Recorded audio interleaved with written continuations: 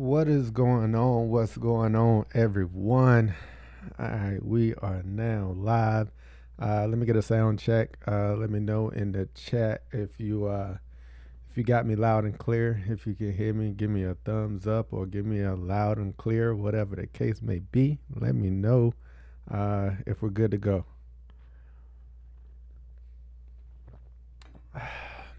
So, got a lot of information to cover. Got a lot of information to cover on this one. I'm gonna try to get through it as quickly as I can, but as thoroughly as I can.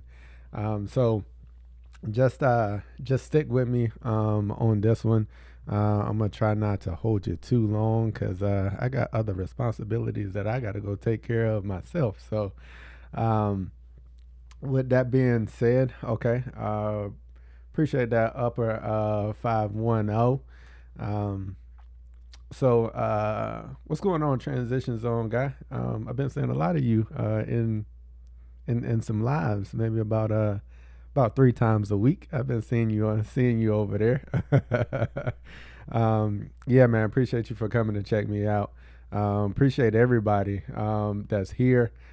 Give me a thumbs up on the video. Share it if you think you're gonna get some good information out of this one. I think my first live was me knocking some of the rust off, honestly, and it's been a while since I had done any lives, and then just want to make sure I'm still familiar with my equipment and all of that. So I did get some new gear. As I can see, got a new mic that I'm running with, got a new camera that I'm running with. So I'm still figuring and learning some of this stuff out, and I'm also going to bring some a different way of covering these lives to you. So if this is your first time joining, hopefully you're joining because you're new to lawn care, or you're just trying to grow and learn some more information. But I will say, I did get this request a number of times, like, so Cam, what do you do throughout the year? What do you like? Can you make a video on that? And like, I'm just getting started in my lawn. I don't really know where to start. I don't know what to do. I need a plan. I need a plan. In this live, I plan to cover as much of that as I can. It's gonna take you through all of that from my perspective. With that, this again, this is my perspective. This is the way I've done some things. There's some knowledge and stuff behind, some research behind the way that I approach things, but I'm gonna keep this pretty general, just so you could get a good grasp of kind of what's going on, and kind of formulate a plan of attack for your lawn. I mean, if you're new, this I think is going to be very, very helpful. So without further ado, Jay Bear, what's going on? It's go time. Tony Nichols. All right, we good. Glad you could, yeah, and I'm glad you could join live. So without further ado, we're gonna go ahead and jump into this thing, and I'm going to get into it, and let me know at the end of this, or throughout it, if you've got any questions, just pop them over in the chat. If you kind of see me looking off to the side, I'm trying to monitor the chat off to the side. Also, if you pop any questions and stuff in here, I'll kind of take breaks as I'm going along, just to answer some of those questions. I might not get to it immediately if I'm talking on a point, but I'll make sure that I get your questions and stuff answered. Let's go ahead and jump into this thing. So here's some of the things that we're going to cover. Just kind of going through this. This is where I think we start. No matter where you're at in your lawn care journey, this is it. So everybody has a starting place. I'll walk through the story of where I started at. We'll go through the next 5 steps. Will be evaluating your lawn, developing that plan, some products and equipment, and then your lawn reno versus repair. We'll kind of cover that as we get to the end. And if you look at this from steps 2 through 6, this is basically, you can think about it as starting from like a January, February time frame, beginning of the season, and you end at number 6. That's kind of a progression of throughout the season. You can kind of look at it that way, and I'll point out some things as we're going through, and yeah, hope you get some good use out of that. So everyone has a starting point, and for me, mine started in 2016. So I bought the home that my wife and I currently live in back in June of 2016, and that's what the backyard looked like.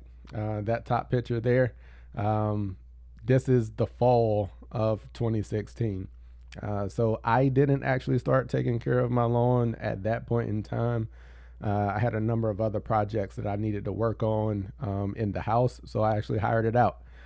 This was the first time I did get aeration and overseeding done. As y'all know, I got a lot of trees in my backyard. This house sat vacant for almost 2 years. So you can imagine all the leaves and stuff that was here. There was barely any growing grass in the backyard. So even though that looks like coverage, it was pretty thin. So I had a lawn care company take care of it for a number of years, probably 2 years, 3 years. So 2016 to 2019. 2019, I was fed up with the price that I was paying for it, and I wasn't getting the results that I was looking for. My lawn looked a little better, but it did not look to the standards of what I wanted it to look like. So I started taking care of it on my own, and at that point, I bought Pete's GCI down at GCI Turf. I bought his renovation guide. I bought his cool season lawn guide, and that was my start. So I did a full renovation in 2019, came in amazing, and I was on top of the world. And that's kind of also when I started documenting my journey. Started posting YouTube videos the following year, and I thought I was on top. I thought I had it. Thought I had it figured out. Renovation went great. I put in irrigation, everything. I was good. Like, lawn looked amazing. And I was cutting 4.25 in the backyard with all that shade. And summer 2020 got wiped out by Pythium. I would say 75% of my lawn was wiped out by Pythium. So if you question why I cut at the height of cut that I do, and the reason I say cutting that tall isn't always the best given your environmental conditions, is because I know it from experience. Been there, done that. And you can argue it all you want to, but I have been there, done that, seen the impacts of high cut turf in areas where the environmental conditions are not favorable for that. I'm not going to go too deep in it, but that's how I know. So at that point, 75% of my lawn is now wiped out. What do I got to do? I got to do another renovation. I gotta get back to the lawn that I desired. And that is where my learning and making my decisions off of data started at. Because I didn't know what had happened in 2020, so I needed to figure that out. And then that's when I'm an engineering background. I was like, I need data. I need to go figure this out, and I need to do it in a data-driven way, as I always do. So that was the approach that I took. And when I started doing that, from the fall of 2020 to now, this is a picture of fall of 2023. That may be summer-ish time frame of 2023. That's where we are. So everybody has a starting point. I did not start with a lawn that was pristine and good to go and all of that. And I didn't start out knowing everything about turf and about growing it and how to take care of it. I still don't. And I will continue to say that I still don't. I have more knowledge than I did before, but I don't have all the answers. I don't know everything, which is why I continue to learn. I continue to read research. I continue to look at for that data.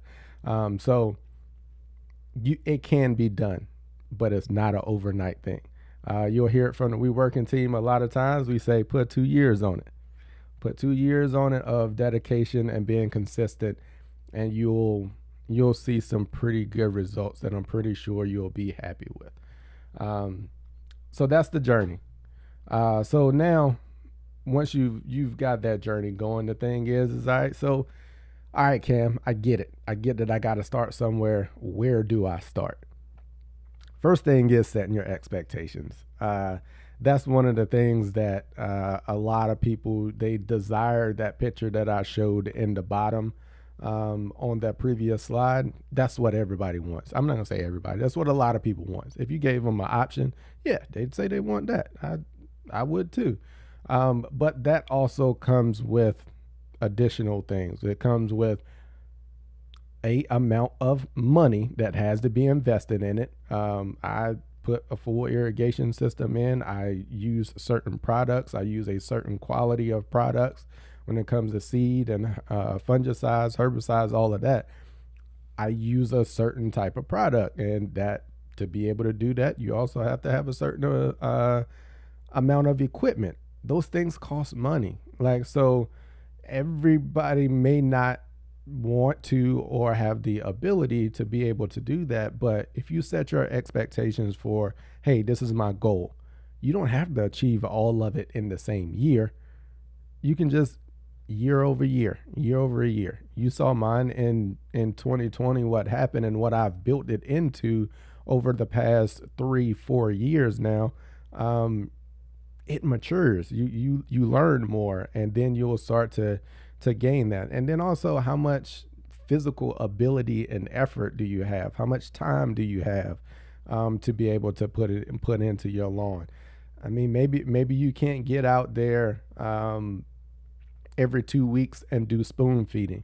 So maybe you need to look at a granular product to where you can extend out a lot of those applications where you don't have to be out there as often. So those are things of setting that expectation. So on top of the expectations, the next thing is measure your lawn. You need to know your square footage of your lawn. It'll be the basis for everything that you do in the lawn. You have to have your square footage. And at this point, I mean, that's one of the things that doesn't really change unless you add or subtract the actual turf area from it. So just take the time to accurately measure your lawn. There's a lot of different apps out there that you can use now that are actually pretty decent. Or you can just get out there and walk it off. You can measure it off with a measuring wheel, but make sure you get an accurate representation of your square footage that you're going to be working with.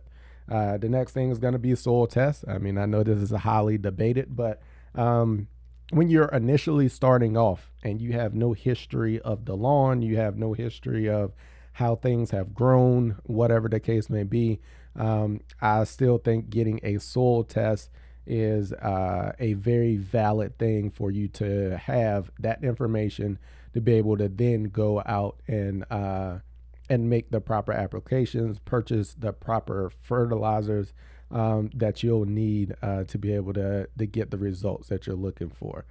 And then after that, make sure I'm not going to say you got to do them in this order 1 through 4, but these are the top things that I think for getting started.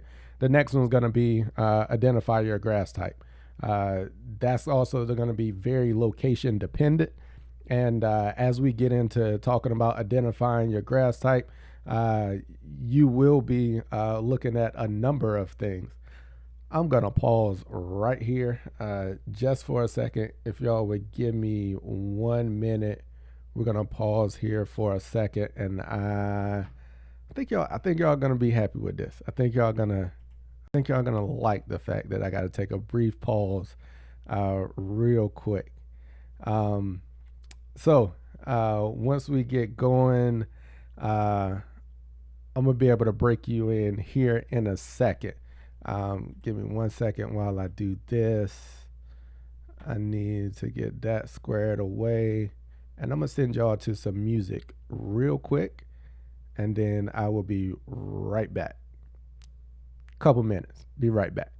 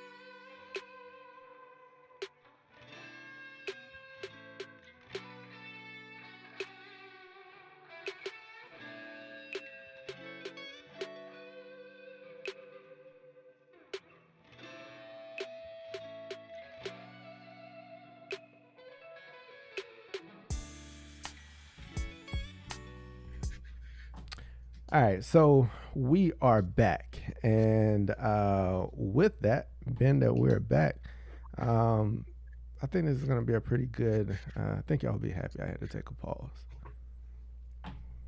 What is going on, my brother Turf? What is going on? What's poppin', Cam? Man,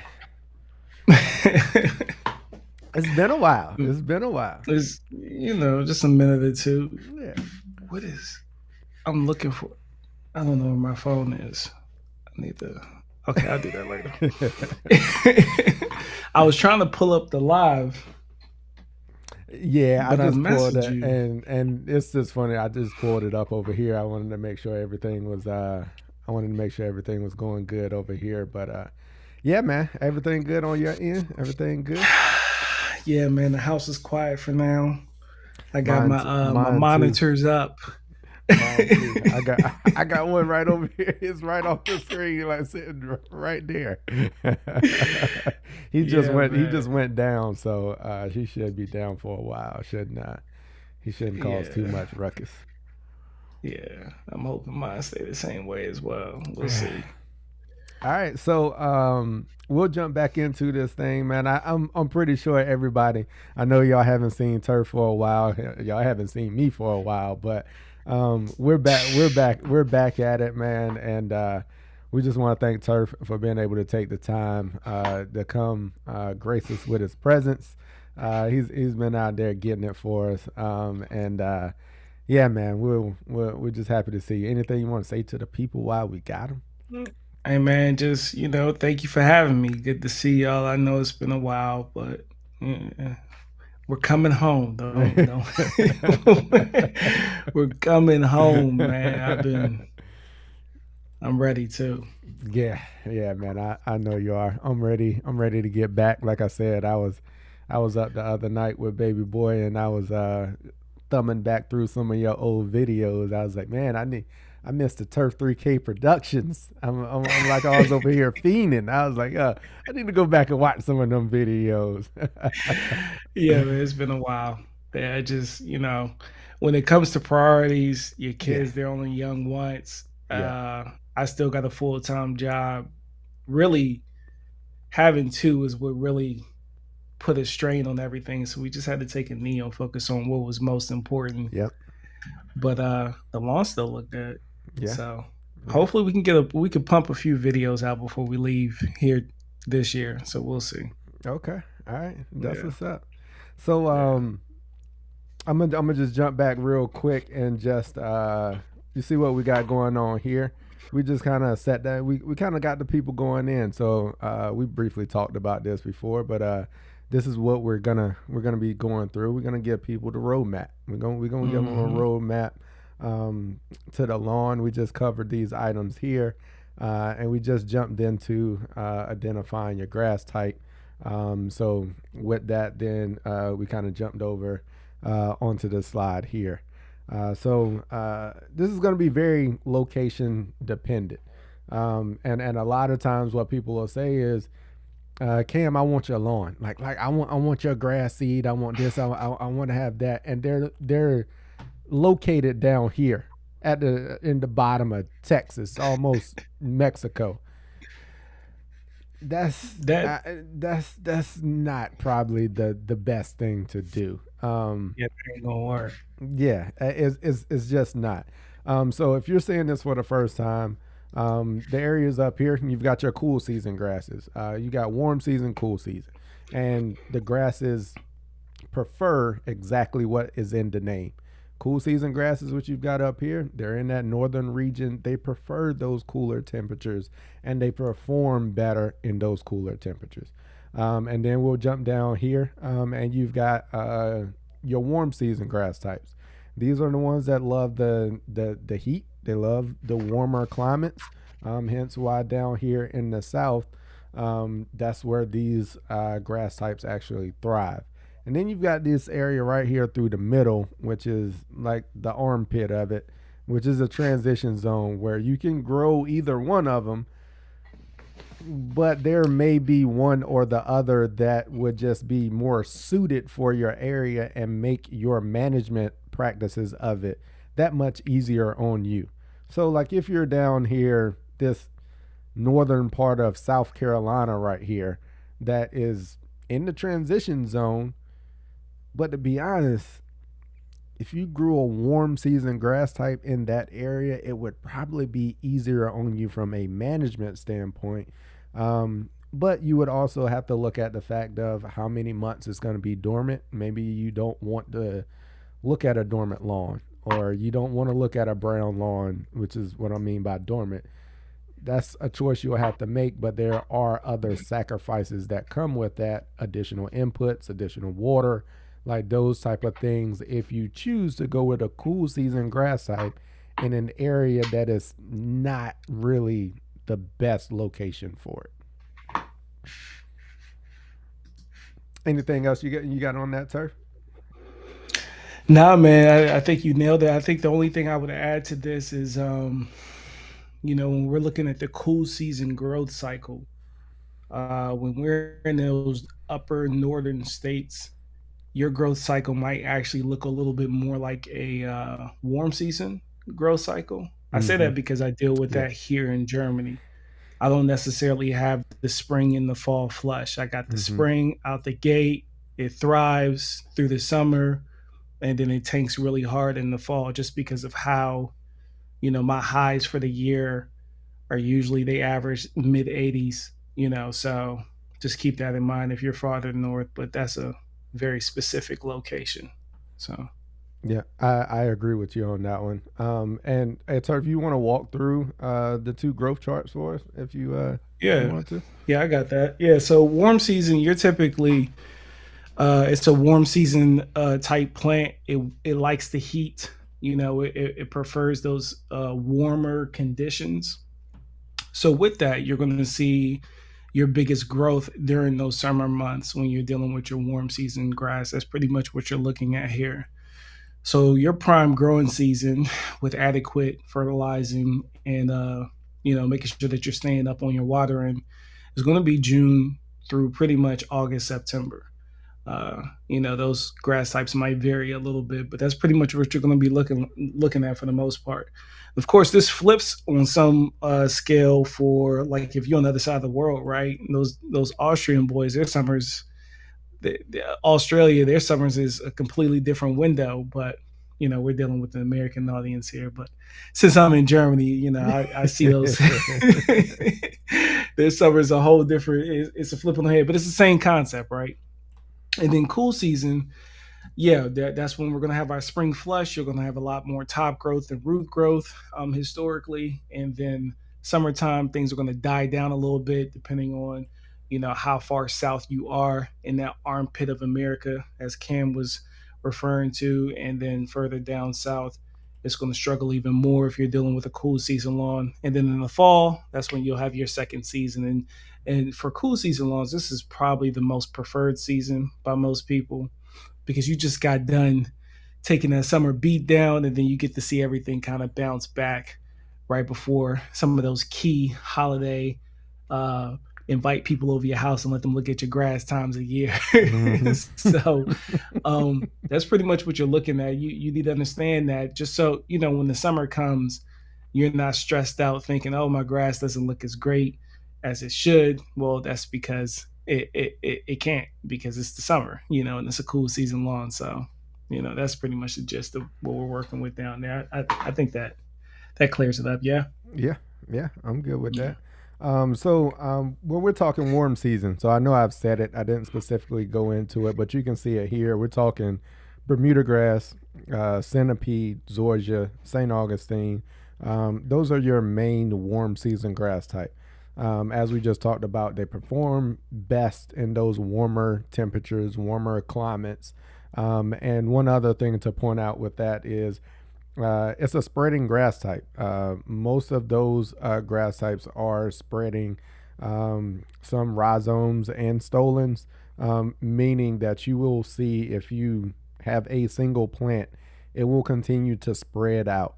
So if you went out to your lawn and you grabbed up a leaf of it or a piece of it, most likely you'll see a runner. It'll continue to pull as you pull that grass up, and typically that's your indication that you're more than likely dealing with a warm season grass type. And that's one of the benefits actually of warm season grasses. They spread and they spread aggressively. So I'll get into on some later slides of how that is very beneficial. And the thing is, seeding and repair, if you're going to do that, that is which is completely different from a cool season. You're about to come up on the time to start preparing to do that. So it's that late spring, early summertime when you want to either be sprigging, plugging, or doing your repair type work to a warm season lawn. Your lawn leveling and those major activities are about to start to occur for warm season grass types. From a cool season standpoint, we're checking out. Like we did that last fall, which is why jumping over to cool season, we're talking about your fescues, your tall fescue, turf type tall fescue, your ryegrass, your KBG. Those are cools. And so bent grass is another one.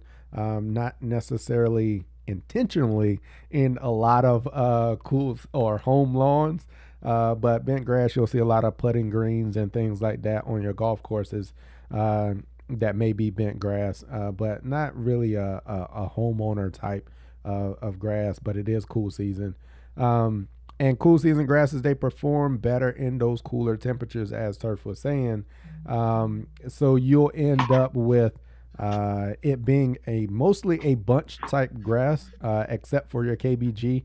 KBG will spread. It does spread, not as aggressively as the warm season grasses, but it is a spreading grass type, which is why I prefer to mix a little bit of that into all of my seedings and overseedings that I do to get that self-repairing capability on a cool season grass.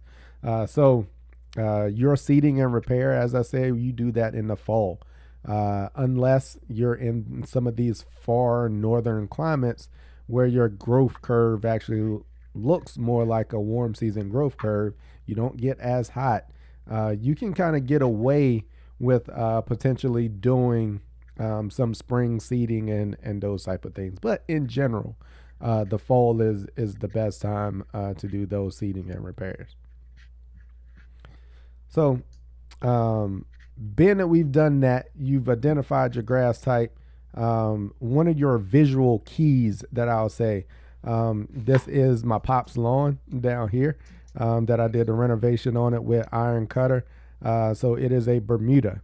If you walk outside right now and your lawn is pretty much paper sack brown like this, other than weeds, more than likely you're dealing with a warm season grass type. And then you can do that next test, which is you try to pull a portion of it up.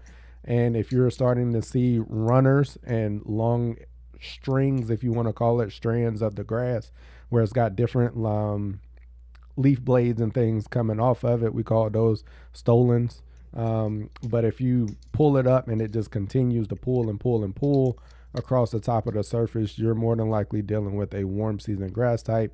After you piece those pieces of data together, that's what you're dealing with.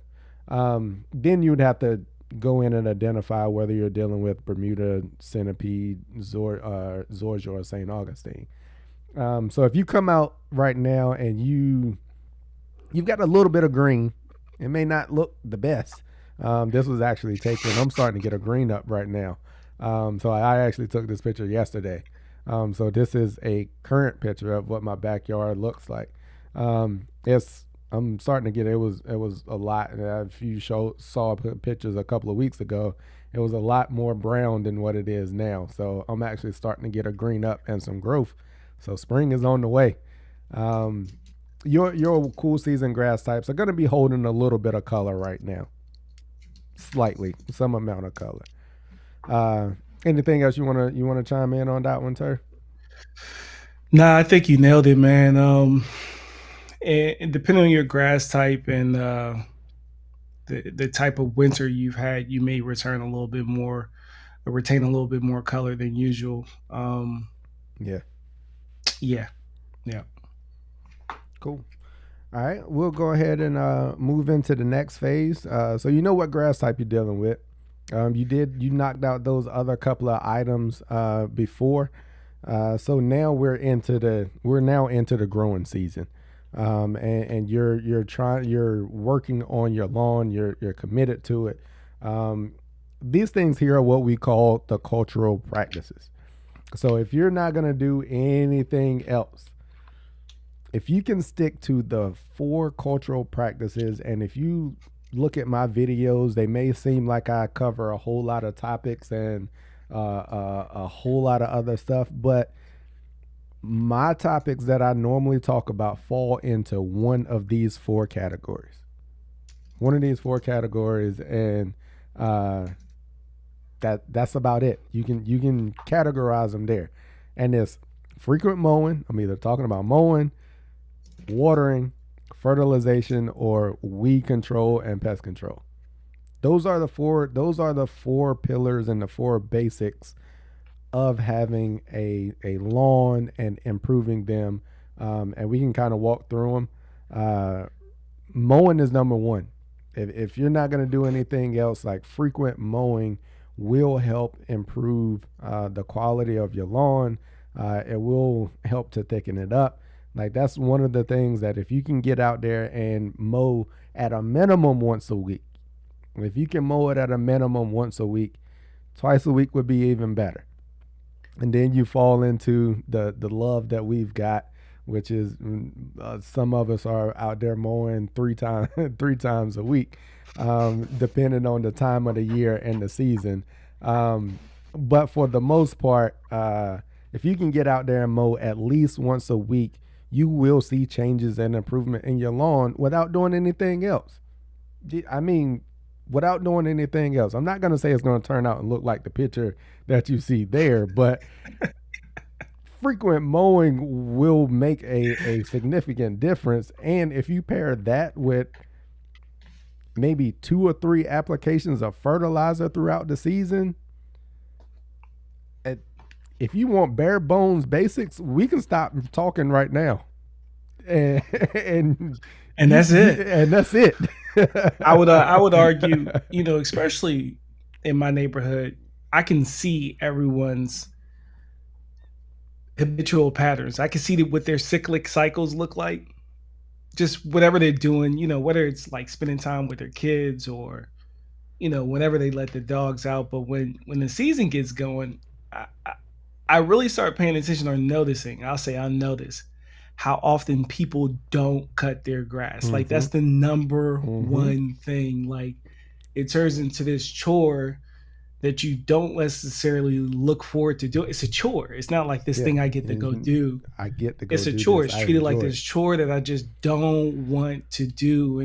And I just look at them and they'll turn and be like, oh, they'll say nice things about my lawn, and I'm like, oh, what do I need to do? And the first thing I want to say to them is, you need to mow your lawn more than twice a month. You know what I mean? Like you're chopping its head off every time you go and cut it, Yeah. and then you're not bagging properly, and it's just yeah, people. If you get the mowing right, a couple applications a year, you're in there. You're going to be looking better than probably over half of the people Half. in your Yeah. neighborhood.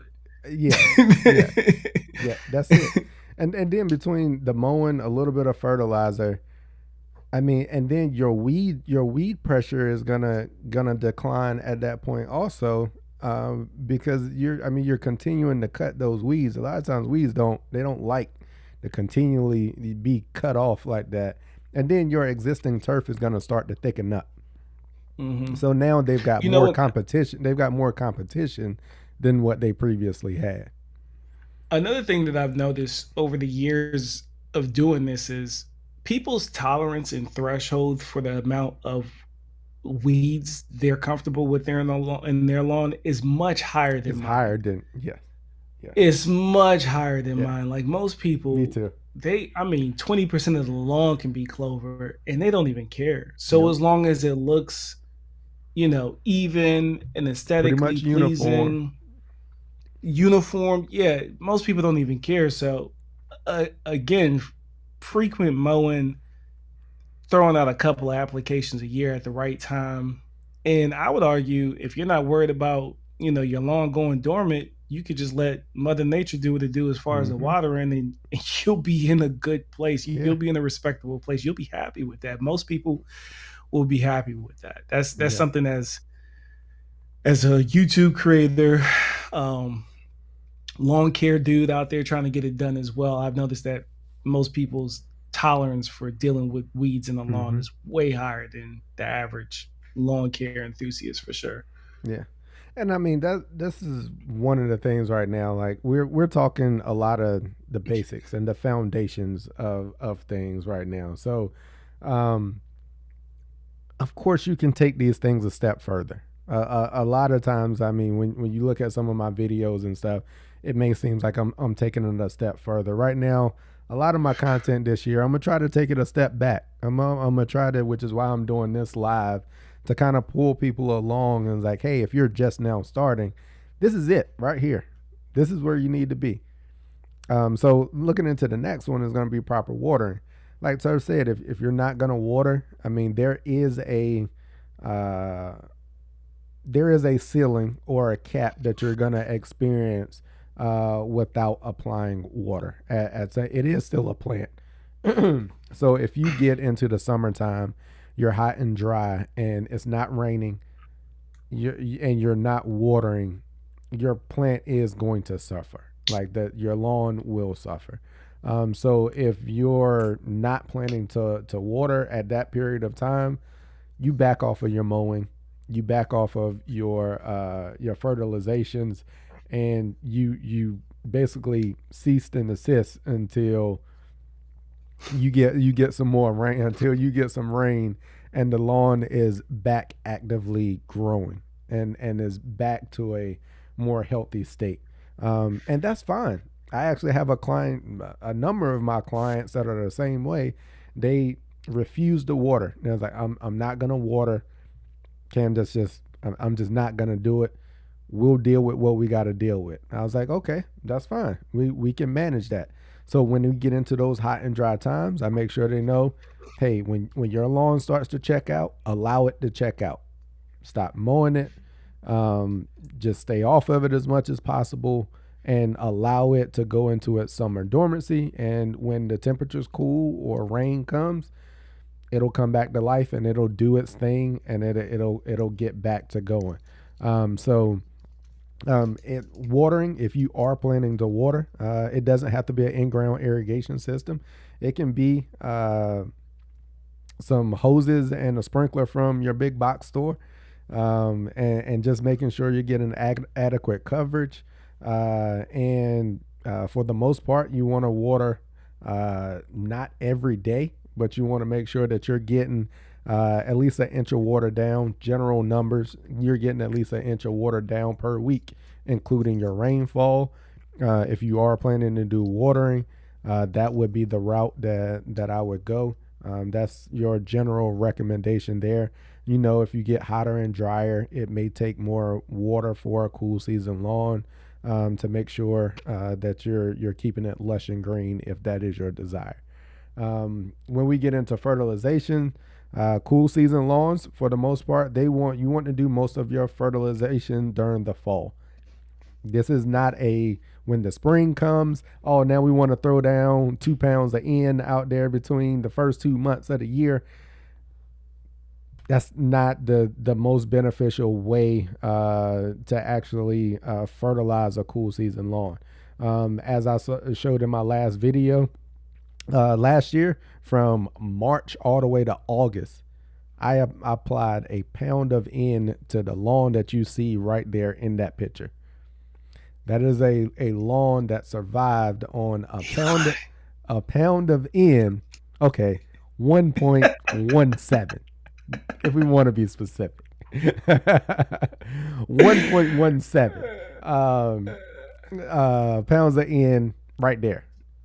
So it does not take, like, when we come into the spring, I know everybody loves the spring green up, and now it's like, yeah, I want to fertilize it. Now that's not the time to be doing a lot of fertilization. So you will need, after that spring flush, it will need some nutrients to refill and replenish the belly of the plant. So normally coming in a pound of N, somewhere along those lines, within the first, before you get into your summertime phase, is probably all you need. Had that spread out, drop a half a pound maybe, and then another half a pound right before your summer period through that time, and that should be good enough.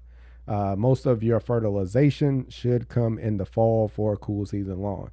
On the flip side of that, when you're dealing with a warm season lawn, a lot of times those are nitrogen hungry Bermuda type of plants there. So they prefer to be fertilized during the heat. Again, they're performing more, they're growing more, they're utilizing more of those nutrients during that hot period of the season. So that is the time that you want to be fertilizing those warm season lawns. And then from there, weed control. Weed control, for the most part, cool season lawns, knock them out with your pre-emergent. Get your pre-emergents down for your crabgrass, Dallas grass, those type of things. In the early spring, I've talked about that. I've got some videos that'll cover that. And then you can get out there with your esters, your ester-based herbicides early in the spring, and they are highly effective at cleaning up most of your broadleaf stuff early in the season. So with that's going to be your weed control during the summertime. I don't try to do a whole lot of weed control because between the pre-emergent and my early spring applications, normally that cleans up most of everything to get me until the fall. Before I get ready to do a overseeding or anything, if I have significant weed pressure, I'll go out there and I'll knock out some of those weeds before I overseed, if that's in the plan. But uh, wait till the fall, and most of the time, summertime, I just kind of, if weeds come up, I'll hand pull them, or I'll just let them be until cooler temperatures prevail for a cool season. Warm season, you've got a couple of different options that you can actually get out there and get after those weeds. Celsius is one, Certainty is one. You can kind of get out there and get after those broadleaf and grassy weeds, even when temperatures have jumped up, which I've learned from doing the warm season renovation down in North Carolina. So you can still get out there and get after those weeds in the summertime during the heat. Turf, anything you got? Anything you got on this one? Nah, nah, you nailed it. It's pretty much cut and dry. I just wanted to take a moment to let a few people. Y'all got some really good questions. We're gonna get those questions. Don't think we're ignoring you. We just want to make sure that we tackle what we're trying to capture for the overall audience. But we got you. Just hang in there with us for a second. Some of them, if I can answer in the chat, I will. But if I know it's going to take a little bit more, I just, I'm going to hold off on We're it. gonna get to. I think I'm gonna do maybe two more slides, and then we'll take questions, just so we don't Okay. have a full list of them at the end. We'll take a pause for some questions, and then we'll finish up the back end. Smart. Um, so then we talked the fertilization portion of it, and then we get into this part of it, where this is the part that everybody is gun ho What's the about. magic Like bullet? You know what what I'm products saying? do What's I the need to secret apply? What do juice? I need to put down? Do I need to, like, what's the Putting magic on that product? Well, lawn. yeah, what's the magic dust? What's the silver bullet? There isn't one. Uh, All right. yeah. The number uh, one product I get asked if I'm using is Miracle Grow. I don't know why, but that's just like what on you the got on lawn, that lawn, on man. the Miracle lawn, Grow on the lawn. on the lawn, man. Like Miracle Grow, right? That's the trick. Like, nah, not Nah, quite. it's not. It's not at all. Um, so when it comes to the products, you've got a couple of different options, and it all comes into developing that plan and how much time you're going to be spending out in the lawn, how often you're going to get out there. So we're just going to walk through a couple of different categories of your products. Looking at your granulars. Granulars can be the foundation of your program. You can go straight granular, 2, 3, maybe 4 applications a year, and be done. That's it. There's no need for liquids. There's no need for anything else. You can get by with 4 granular applications a year and be done with it. And that's not 4 bags, That's people. not Not 4 bags. necessarily. Yeah, Not necessarily. depending on Depending how on the what's size your of your square lawn. footage. That's But why in we most that's cases, why we most said lawns, right, know your square footage. Know your square right, footage. right. Most U.S. lawns between 7 and 15,000 square feet, you're going to be able to take care of that with 1 or 2 bags of fertilizer. Yeah. You get the right ones, you'll be maybe 3. Yep. If you get a little heavy handed, or if you're doing the growing or something. Yeah. And y'all, I talked about this in my last live, and also chopped that up and put it into a reel and a short with using ammonium sulfate. Um, that was a product that you can now pick it up at your big box store for $25, and it's got depending on what your square footage of your lawn is. If you've got a 4,000 square foot lawn, with that 40-pound bag, you can get you 2 bags of that, and you will have your applications for the entire season for $50, and you can be done. Done. $50, 4 applications, mow once a week. That's bare minimum. And I You'll spend guarantee, more money on the water that year, probably. yeah. But I guarantee, I will guarantee that with just that little bit of change, your lawn will perform better than it has done historically. Mm-hmm. With just that change, and all you invested in it was assuming you already got a mower that you're already mowing your lawn. Mm-hmm. You only change one thing, you spend an additional $50 plus tax. Mm-hmm. So your granulars can be that foundation of your. I use a mixture. I use liquid and granular in my program. Turf, I think you do the same thing between liquid and granular. Moving into your liquids they're going to be a lower nutrient input or a lower amount as you start to put them out. So to get a quarter pound of N from a liquid fertilizer, it'll take quite a bit more than what it would from a granular fertilizer. When you start to look at your liquids, a lot of times you're looking at fine tuning and what we're calling spoon feeding of their nutrients. You're putting down smaller doses of those nutrients more frequently. And then also, when you look at your liquids, some nutrients are better absorbed from by the plant from a liquid application than they are a granular application, i.e., iron. A lot of their, well, I'm not saying a lot, some of your nutrients, they do prefer to be applied to the plant from a liquid or foliar application. So liquids, they have their place. I actually also took a granular fertilizer, that being the AMS, melted it down. You can't do this with all fertilizers, but you can do it with your straight ammonium sulfates and your ureas. I did melt that AMS down and actually sprayed it out on the lawn. I did that all last fall and did a spoon feeding of AMS, and that was went down to a tenth of a pound. Like I said, that'll probably be my first application coming out the gate. And then your herbicides, fungicides, that's going to be your weed control and pest, your weed and pest control. If you're dealing with grubs, you can make your applications and things for those. And then you've got your biostimulants, which are heavy and highly talked about product right now. They're an extra to me.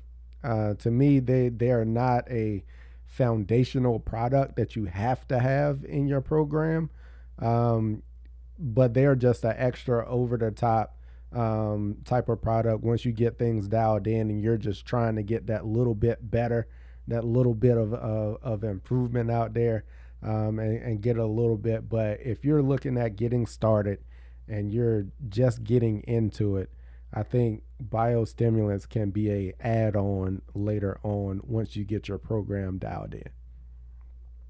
I agree.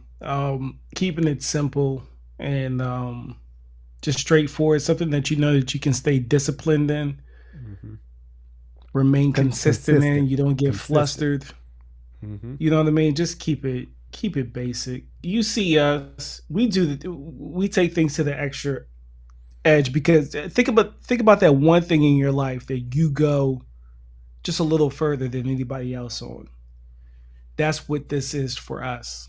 Now we understand and respect that it might not be that for you, which is why we've really taken a hard look at how we approach the community and the material that we put out towards you guys to make sure that we're capturing the broadest audience, but being the most responsible with trying to guide you through this process as well. We're not here to just sell you a whole bunch of stuff to fill up your garage or fill up your shelves Mm-hmm. and collect checks off you. That's not what this is about. This is to educate you and empower you to make smart decisions and also really enjoy your lawn. So if you already know you're looking at this granular and liquid fertilizer and you feel overwhelmed with questions, just skip over the biostimulants. That's not, Yeah. just put a pin in that, come back to that next season. You're not going to miss it at all. I Yeah. promise you. No. Yeah. No. And the reason that I say that is I've taken care of some lawns for 2-3 years now at this point. and I know where they started. And I know what they look like when I started taking care of them. And they You got haven't Nuke in the had building. a single biostimulant put on them from trash to grass. And they look at times equivalent to what my lawn looks like. Mm-hmm. It's it's not a necessity. It is definitely not a necessity. With proper fertilization, if you're trying to keep it basic, that's why I think biostimulants is like the gold chain when you put it on. It's just a little bit on the top just to set it off. It's just a little extra on the top. Yeah, with that salt bay. Yeah. All right. So before we get into equipment, let's Yeah. jump in and let's take on a couple of questions. Turf, I think you've been kind of looking at um, a Let couple me of them scroll over back there, up. and Yes. Let me see. I think Miss we'll jump. Portia's Uh, was the first one that jumped out to me. Hey, okay, Mrs. Portia, how you doing? it's good Good to to see see you. ya. You see it? You got it? You want me to read it? I think I'm bringing it up right now. Is this the one you was looking at? Yep, that's it. Okay.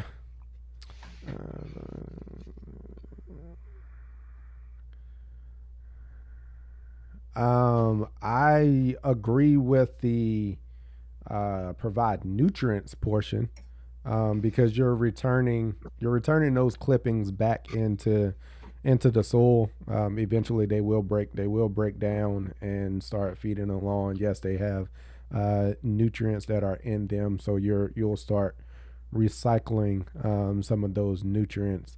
As far as protect from heat stress, I I I don't know about that one. I haven't seen any information, or maybe indirectly with providing nutrients or cycling nutrients, but I'm not gonna say that it's gonna protect from heat stress. I don't see the lineup of that logic on that one. What about you, Yeah, Turf? and I would hope that the logic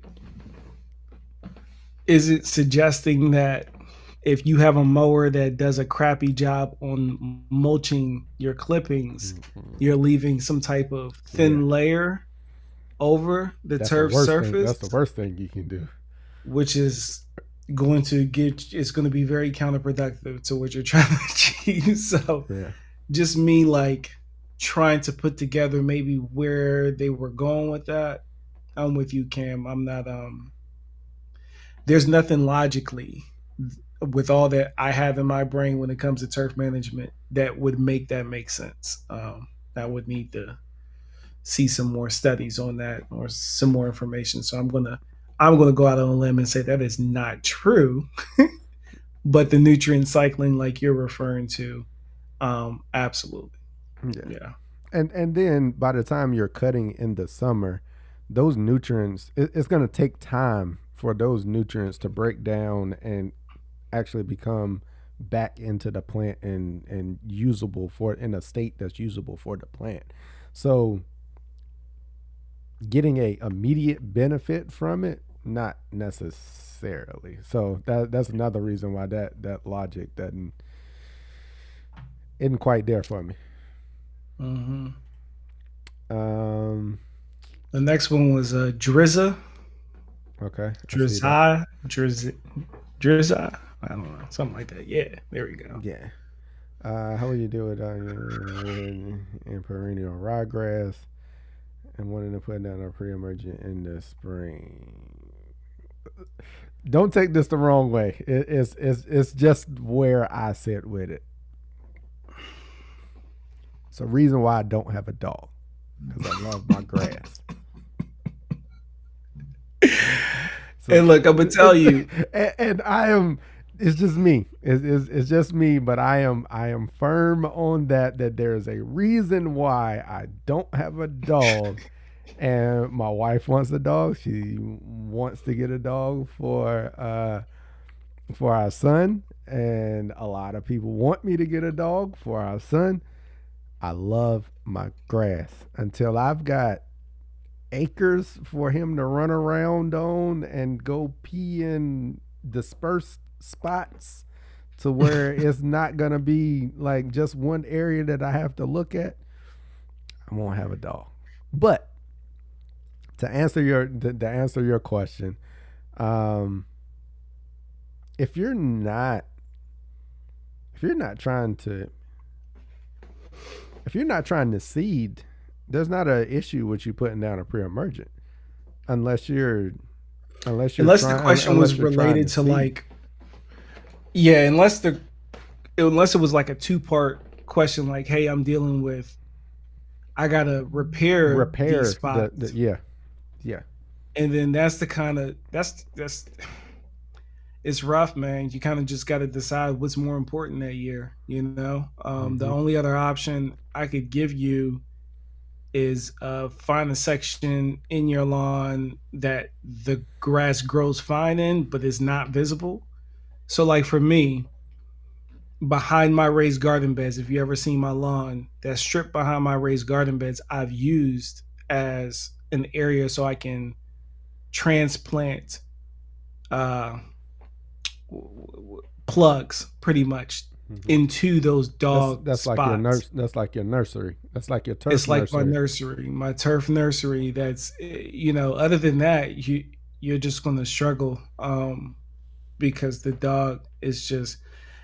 My first year here, I didn't have nearly as bad as a problem with dog pee spots as I did last year. Last year it was insane. I didn't know what was going on. I didn't know if my dogs came into a new cycle in their life to where their urine just was hitting different or something. But it was like there was nothing I could do. It was almost impossible to keep up with it. I mean, even coming behind them, soaking the area immediately with water, it was just a nonstop struggle. So, my best advice to you is to get a chicken. No, I'm joking. Turf's answer is always chickens. Chickens. Get you some chickens, dog. Chickens. Get rid of that dog. Nah, but it's just the love of the dog and the love of the grass is just going to be a battle. Yeah. It kind of is what it is. As far as can you do them both at the same time? No, I mean, Yeah. I've seen people put down the pre-emergent, come back later, knock up them areas really good, and then still do little patch seeding here and there, and you can do that, and it may work out for you, but you may have some diminishing returns if there's any residual in the soil. So just And keep that in mind. and I mean, if you've got a lot of those dog damaged areas that you need to seed and repair because you don't want to look at them, I would lean towards the side of not putting down a pre-emergent. If you need to repair them, if you've got a lot of them, I would lean to the side of not putting down a pre-emergent, Hmm. and then handling your weed control from a post-emergent standpoint, which is still doable. Um, Right. it's just that your situation may be a little different than everybody else, where everybody else is able to put down a pre-emergent because you're not really worried about trying to seed in the spring or Right. seed during this period of time. If you've got areas that you have to seed and you have to repair, I'm pretty sure you'll be more happy not looking at those dog pee spots and having a nice uniform lawn and just handle your weeds from a post emergent standpoint. Yeah, absolutely. Yeah. The one right up underneath it, she's And in Maryland or he's in Maryland with you. yeah. And Uh, yeah. Go ahead, Trey. nah, I mean, yeah, hey, Yeah. they in Maryland with you. I Get just left go Maryland. They want to know all when to get that pre-merge or not. almost right now. Go for it. Right? I was thinking You're probably right there. You're What are we close. looking You're close. for in You're soil close. temps? You're close enough. I mean, What are y'all at? we're Like we're 45? yeah, we're doing this yo-yo.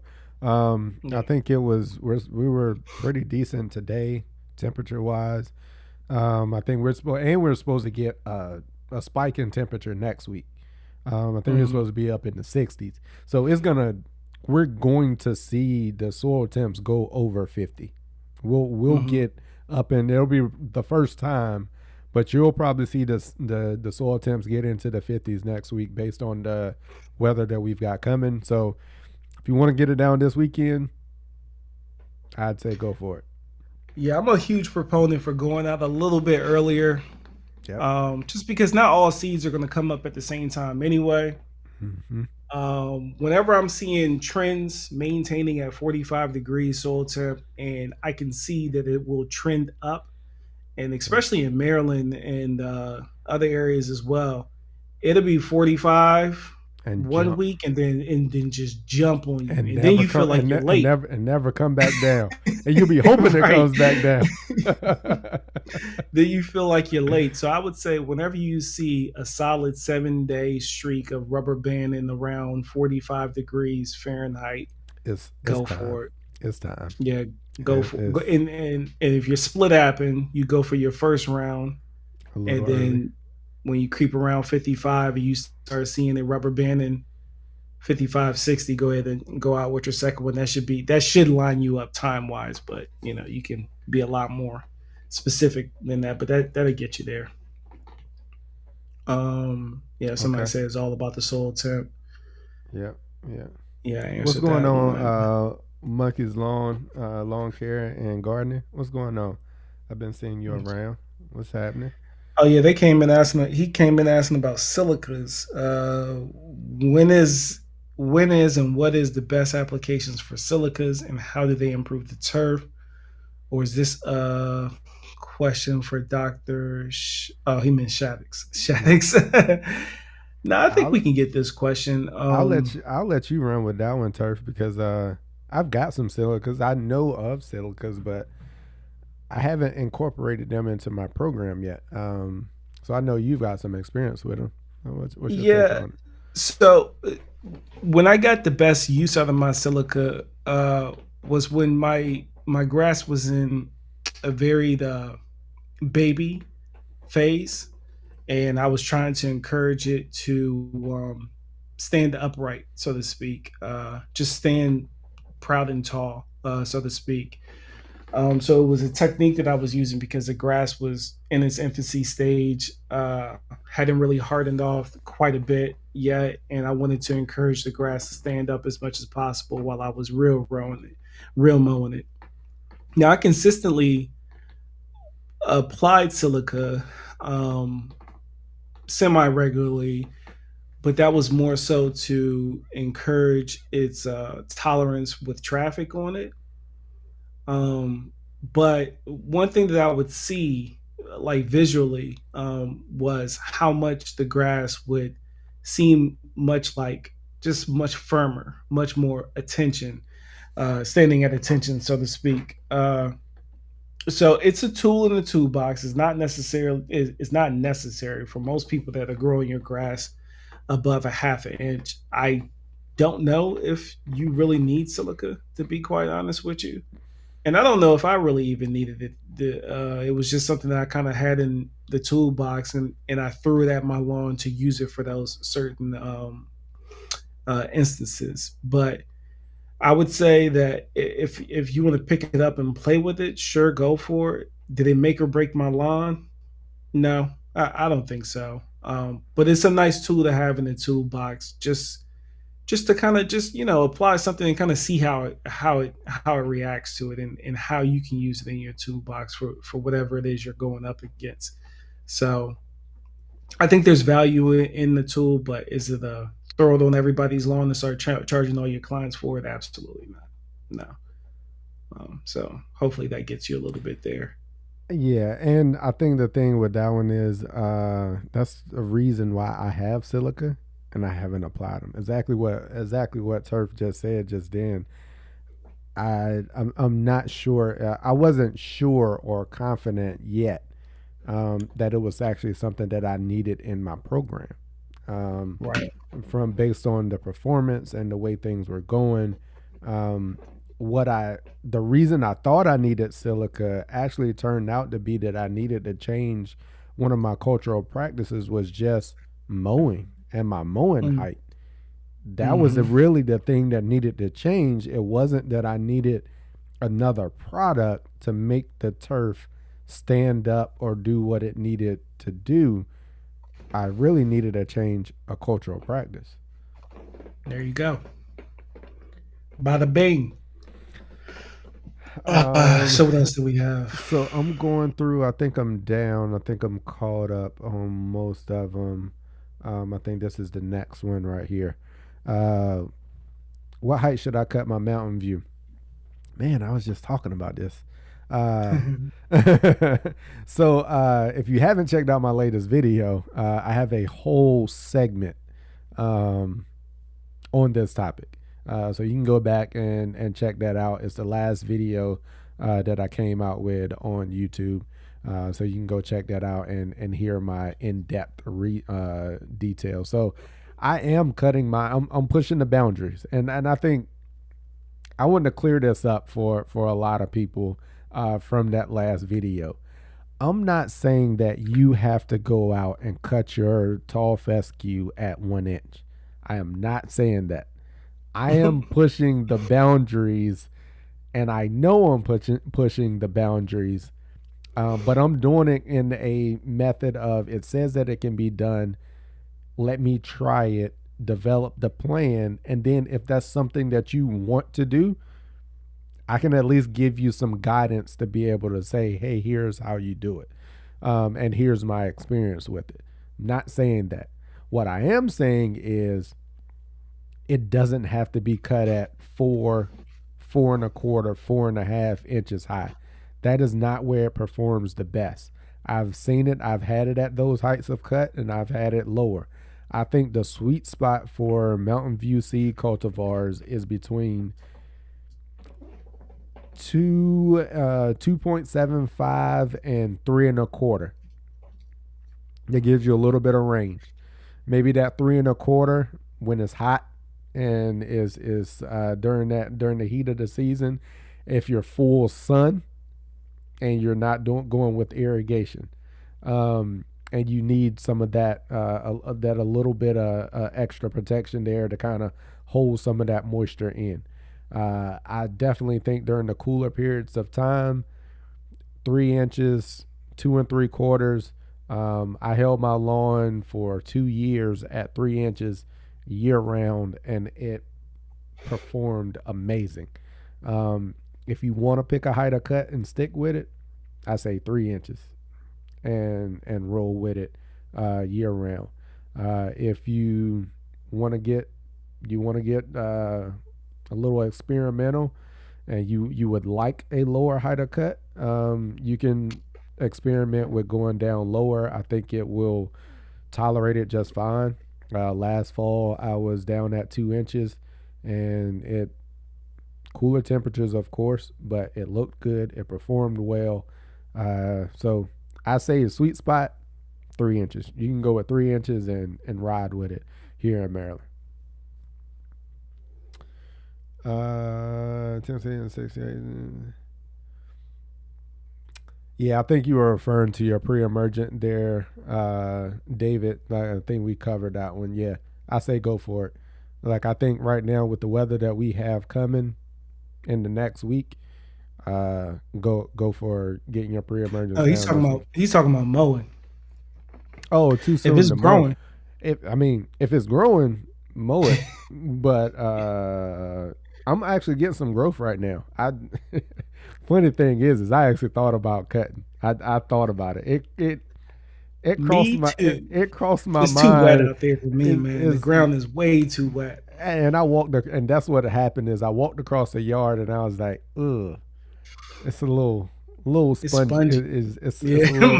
money I was like, spongy. it's a little spongy. Mhm.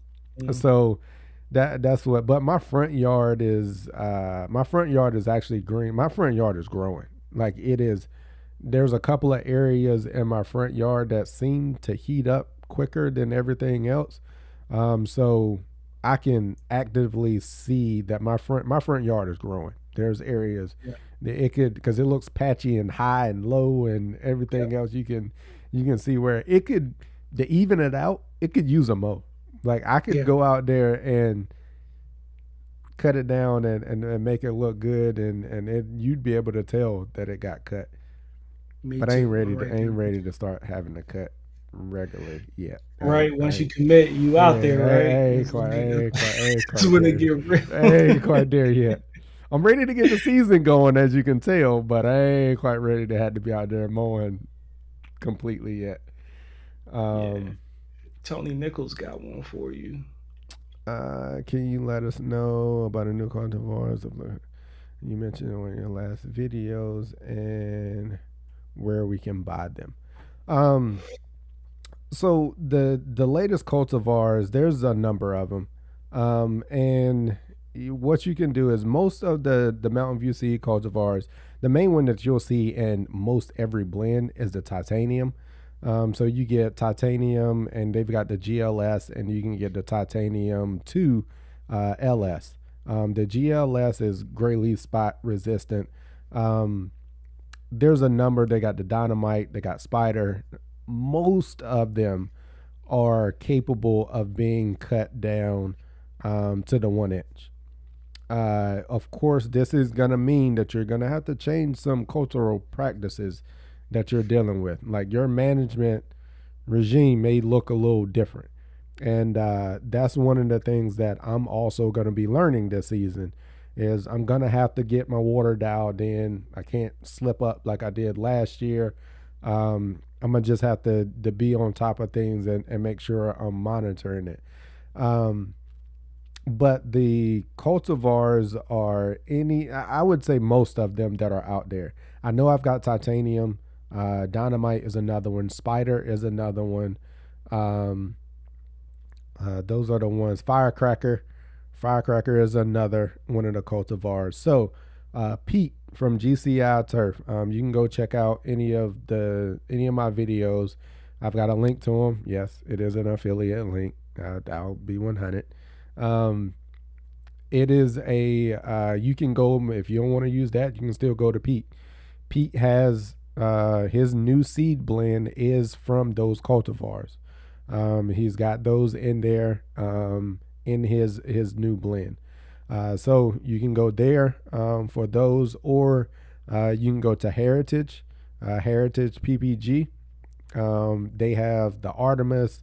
They've got I think there's a couple of other blends that they have, and they actually have one also that is blended with Kentucky bluegrass. And to be honest with you, if I was gonna pick one, I'd probably go with the one that had the Kentucky bluegrass blended into it, just for those same reasons that I talked about earlier. So you can go to either one of those as options. Also, Twin City Seed. So let me clear this out. When I say Mountain View cultivars, those are specific cultivars. Mountain View Seed is a producer of those seeds. They grow it, they get it produced, and then they provide that seed to a number of other companies. As you know, you got Pete, you've got Twin City Seed, you've got what's another one that's out there to use? Tuckahoe Turf. A lot of those companies have Mountain View seed cultivars in them, but there's no labeling on it that says that it's a Mountain View seed cultivar, which is why I look at the cultivars and I know which ones that Mountain View seed produces. So if they've got, there's a number of options that I just laid out. United Seed. United Seed is another option. They actually sell them individually. You can buy them from United Seed. So I just laid out a number of options where you can go buy them. The one thing that I would say is go check your local nurseries, go check your local turf supply stores. You may actually be able to find them locally once you know which cultivars you're looking for. You can find it on the bag, on the label. I will say you will probably get it cheaper um, locally than you will be able to buy it anywhere online if you're able to find it. Not all turf supplies have them, but you'll be able to get them if you can find it. I buy all mine locally, which is this is how I discovered Mountain View Seed 4 years ago because I saw it in my local turf supply store and I was like, hey, what's this? It's cheap. It's cheaper than what I'm paying for my other seed. Let me try it. And then I started the investigation and found out it's a hell of a company, hell of a seed that they're producing.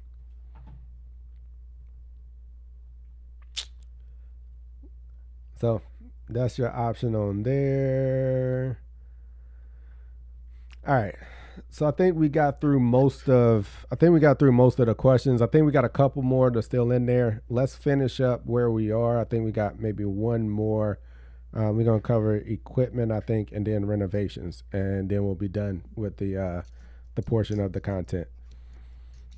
Um, so let me. I need to get rid of this.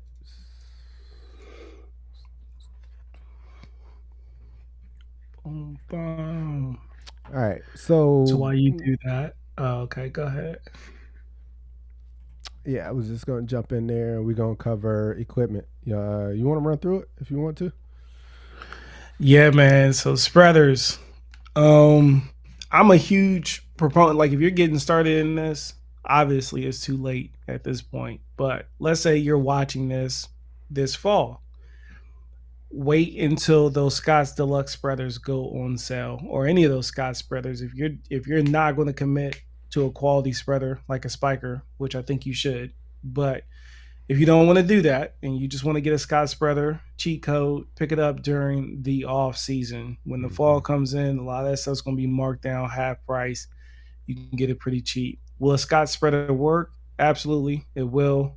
Will it technically fail on you every once in a while? Most likely, it will. And that's just, you bought a cheap spreader, so you just kind of got to live with that. Whatever, wherever your budget's at, just know that that's what you're accepting risk on. It will most likely fail on you. Fertilizer will get caught up in the hubs of it, give you streaks on your lawn.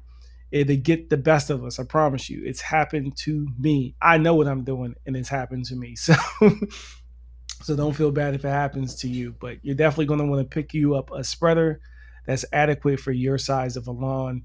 Um, Most of your American lawns will handle that Scott's Deluxe spreader like a champ. You'll be good to go there. Your backpack sprayer. This is going to be essential if you're looking at doing any liquid applications. Although, when you look at the sticker shock value of a backpack sprayer, especially when it's a battery operated backpack sprayer, which is the way you should go, by the way, you should not go with the pump.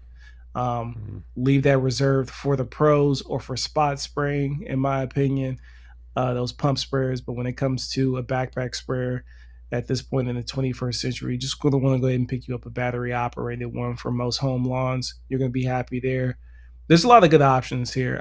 I'll say the more money you spend, the more consistent flow output throughout the entire reserve of your tank you're going to see. And the less money you spend, you're gonna have issues. Like, the first backpack sprayer I had was the Jack though, not the Jack though. My bad. Let me not speak bad on that Jack though, because I love that sprayer. But I had a Ryobi.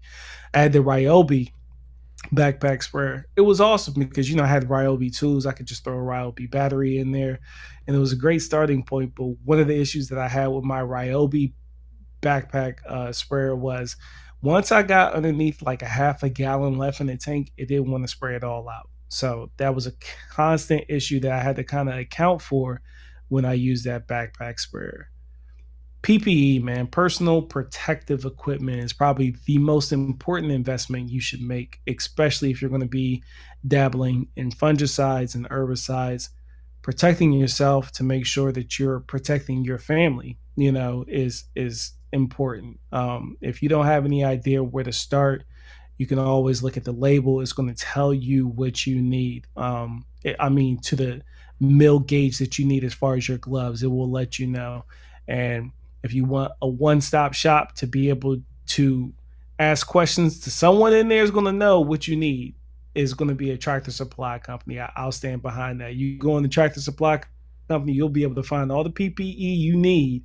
And if you have a specific question, someone in there will be able to answer the question. I think that's probably a good one-stop shop for you. Um, and then irrigation, man. I mean, it's that decision that you have to make. Am I going to irrigate or am I not going to irrigate? And if you are going to irrigate, are you going to commit to trying to go in ground, or are you going to go with a nice DIY above ground system? Either option works. I would say, if you're cutting low, if you're cutting below an inch, doing it in the ground or making sure it's recessed in your actual garden beds, like your flower beds, is going to be the way to go. Cam's got a few videos on that as well. But this is, if you have this essential equipment right here, you'll be good to go. And like I said, if you're not worried about spraying anything, although it saves you a lot of money when it comes to your fungicides, your herbicides, and applying your fertilizer, if you're not going that route, that's okay. You can run everything through your spreader for the most part and still have some pretty good returns on investment there. So, and then the PPE, I can't harp on that PPE enough.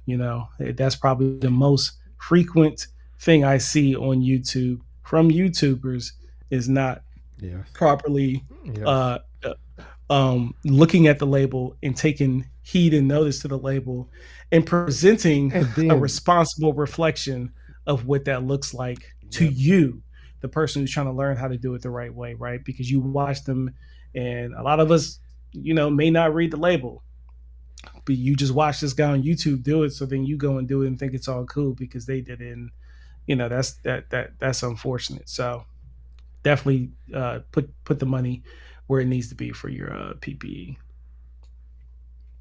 Cool. I Yeah. don't have anything else with that one. I completely agree on that one. Um, so we'll come into our final area here. So we've been through the season now. All right, we've you developed your plan, uh, you worked your plan, you execute it, and you either got the result that you were looking for or you didn't. Things happen, just like you saw from the 2019 picture that I put in the front. I thought I had it all figured out. Mother Nature sometimes throws you a curveball like that. Things happen in this long game. So now you're into the fall. We're talking cool season here. You're into the fall, and you're looking at one of the big things being your aeration and overseeding if you go that route, or your power raking. Um, Timing of getting that seed down is going to be very location dependent. A lot of the people a little further south, you can your seeding window is a little later because you're hotter, and your fall starts a little later in the season than those in the northern climates. If you're in the Maryland area, I've kind of played around with seeding timing. If you're irrigated or you're planning to water, I say go down earlier. Go down like that mid September ish time frame. Um, Maybe even Labor Day if you wanted to go down during that period. I say you can do that, but just plan to be able to water because we're still pretty warm during that period of time. If you're not gonna irrigate, I say lean a little bit later into September. This year I actually played around a little bit more with, I think I was the October first week, second week of October before I seeded. Didn't quite get the results that I was looking for. I'm pretty sure it'll fill in fine here in the spring, but I typically like to see a little bit more growth and development earlier in that fall. So that timing is gonna vary when we're talking cool season there, depending on your location. If you are, we'll all right, warm season. So warm season. Actually, we'll get into that on the next slide. From this one, Next thing is going to be ground preparation. You're looking at a couple of things here. You can aerate, you can power rake or dethatch, or you can also do slit seeding. Those are all different options for being able to get seed or to get the ground prep before you put seed on the ground. Your main objective of all of this is opening up the canopy, exposing some ground so you can get seed to soil contact. That is the main objective of what you're looking to do with this ground preparation, to make sure once the seed germinates, it has ground to be able to root into and be able to establish its root system and continue to grow. Next thing is going to be a quality seed. So you can see the label that I've got here. This is, of course, Mountain View seed. Dynamite with the GLS, that is gray leaf spot resistant. Raptor 3, also another tall fescue, and Titanium 2 LS, which is a lateral spread, and the GLS is also a lateral spread variety. The key thing to look at on this label, one of the things you're seeing right here is the germination rate. That's meaning that 90% of the seed is going to germinate that you put down. This will fluctuate. You'll see a lot of Kentucky bluegrass germination rate is normally around that 85%, which is a pretty good rate for Kentucky bluegrass.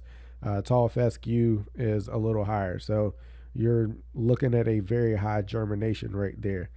Another thing that is very important is these three numbers here. You're looking at your other crop seed, inert matter, and weed seed. From a quality seed, I do not want or do not plan to plant weeds in my lawn. That's the one thing that I'm looking to get rid of.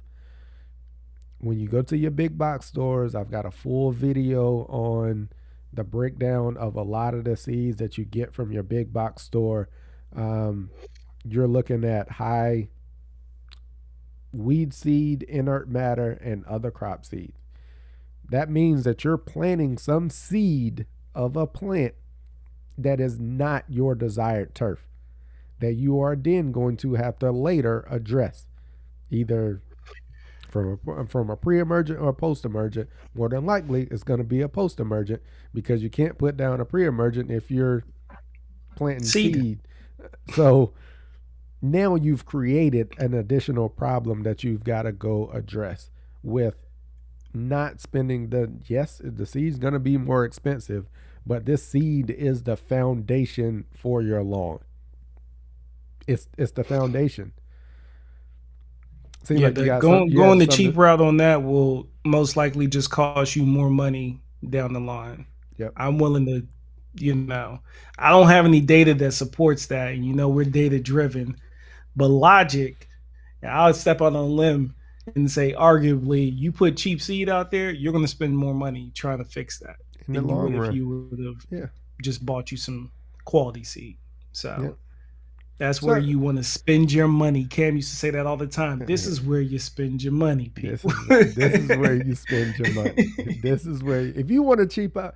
So if you don't want to say, so if you're looking at a program and you're looking bare bone basics, I would go AMS for my nitrogen source. I'd go get me some Stay Green from the big box store, or find it at your local ag store. You probably can get it even cheaper than that. But if you can't find one, 225 buck bags of AMS. I'd feed it 4 times a year. I'd go mow frequently. I'd probably aim for twice a week. And then I'd do an overseed with some quality seed come the end of the season. And those would be the 3 things that I would do if I was doing bare bone basics and nothing else. I can't give you a more basic plan than that. Like those are just bare bones basics of what you can do. And then from there, once that seed comes up in the fall and you see what it looks like and you start mowing it, you're going to have the bug and you're going to be back and you're going to be like, all right, I want to do a little bit more. All right, what else can I want to do a little bit more? Because that will get you a pretty solid result. And Cam, I wasn't here in the beginning, but did you talk about soil testing at all? I did cover soil testing uh, briefly at the beginning. If you want to bring Okay, something else okay. up about it, you can go ahead. Yeah, I just Yeah, want to point out yeah. the fact that we're not necessarily, when we're talking about the bare bone basic, we're not telling you to chase a number. We're talking about being as moderate and conservative as possible.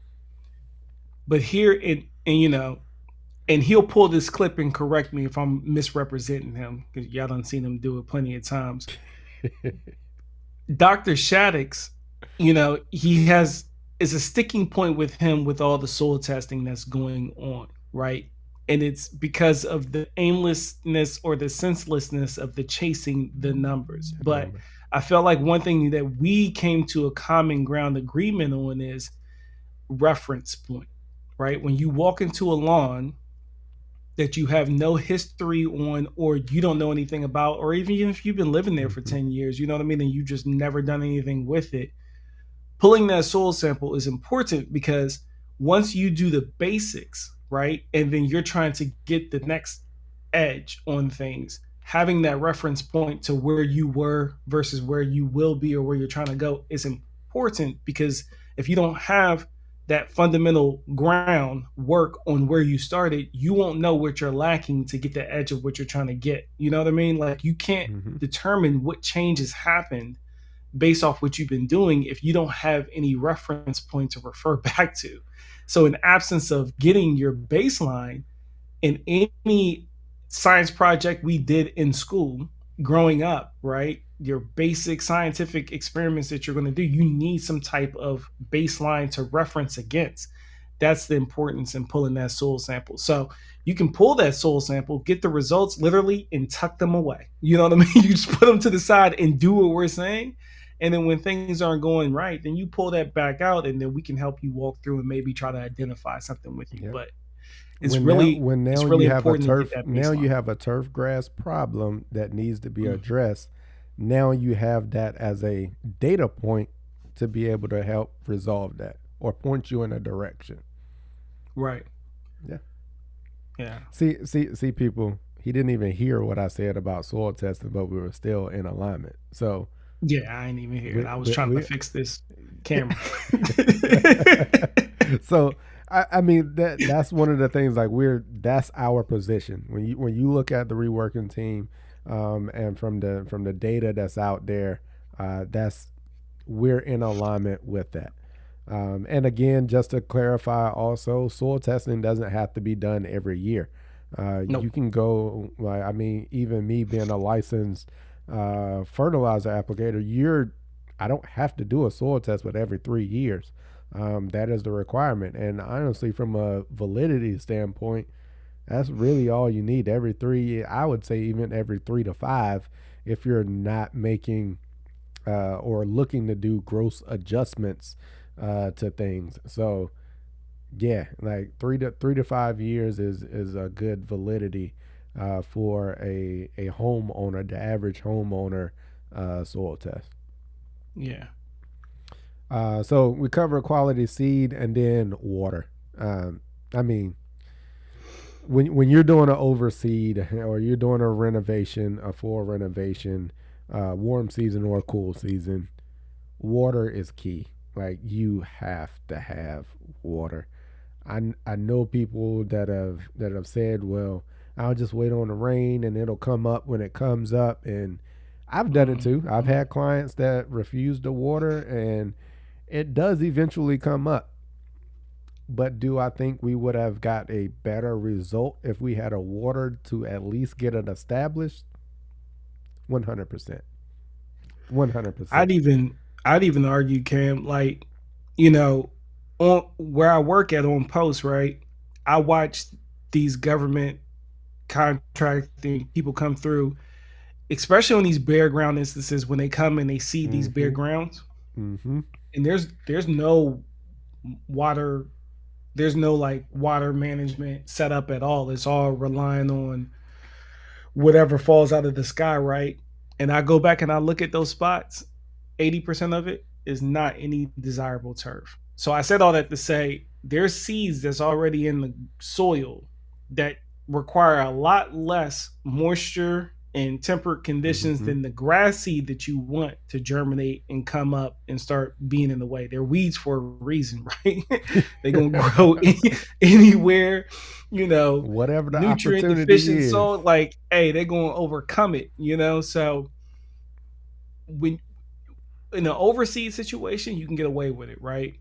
Yeah. But Uh, when you're working with bare ground and you don't want to uh, irrigate, again, you're going to cost yourself more money You down went the through a line. lot of headache to do a full bare ground renovation.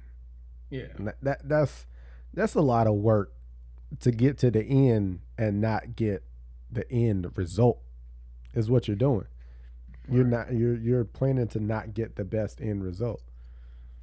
Yeah. So, um, and then we'll bring it Well, home. And this is the last one here. So we're into this time of year, and you're looking at renovation versus repair. I call that like a overseeding. And it can mhm. also not necessarily, even if it's not a repair, it's just that improvement area there. Renovation, you're gonna be looking at bare ground. This is where I started. You can see where I actually put in my irrigation there, um, and you're starting over with a clean slate. Um, and going with that, you'll get a quality seed to be able to go along and take care of that. And again, for a cool season, the fall is the best time for this establishment.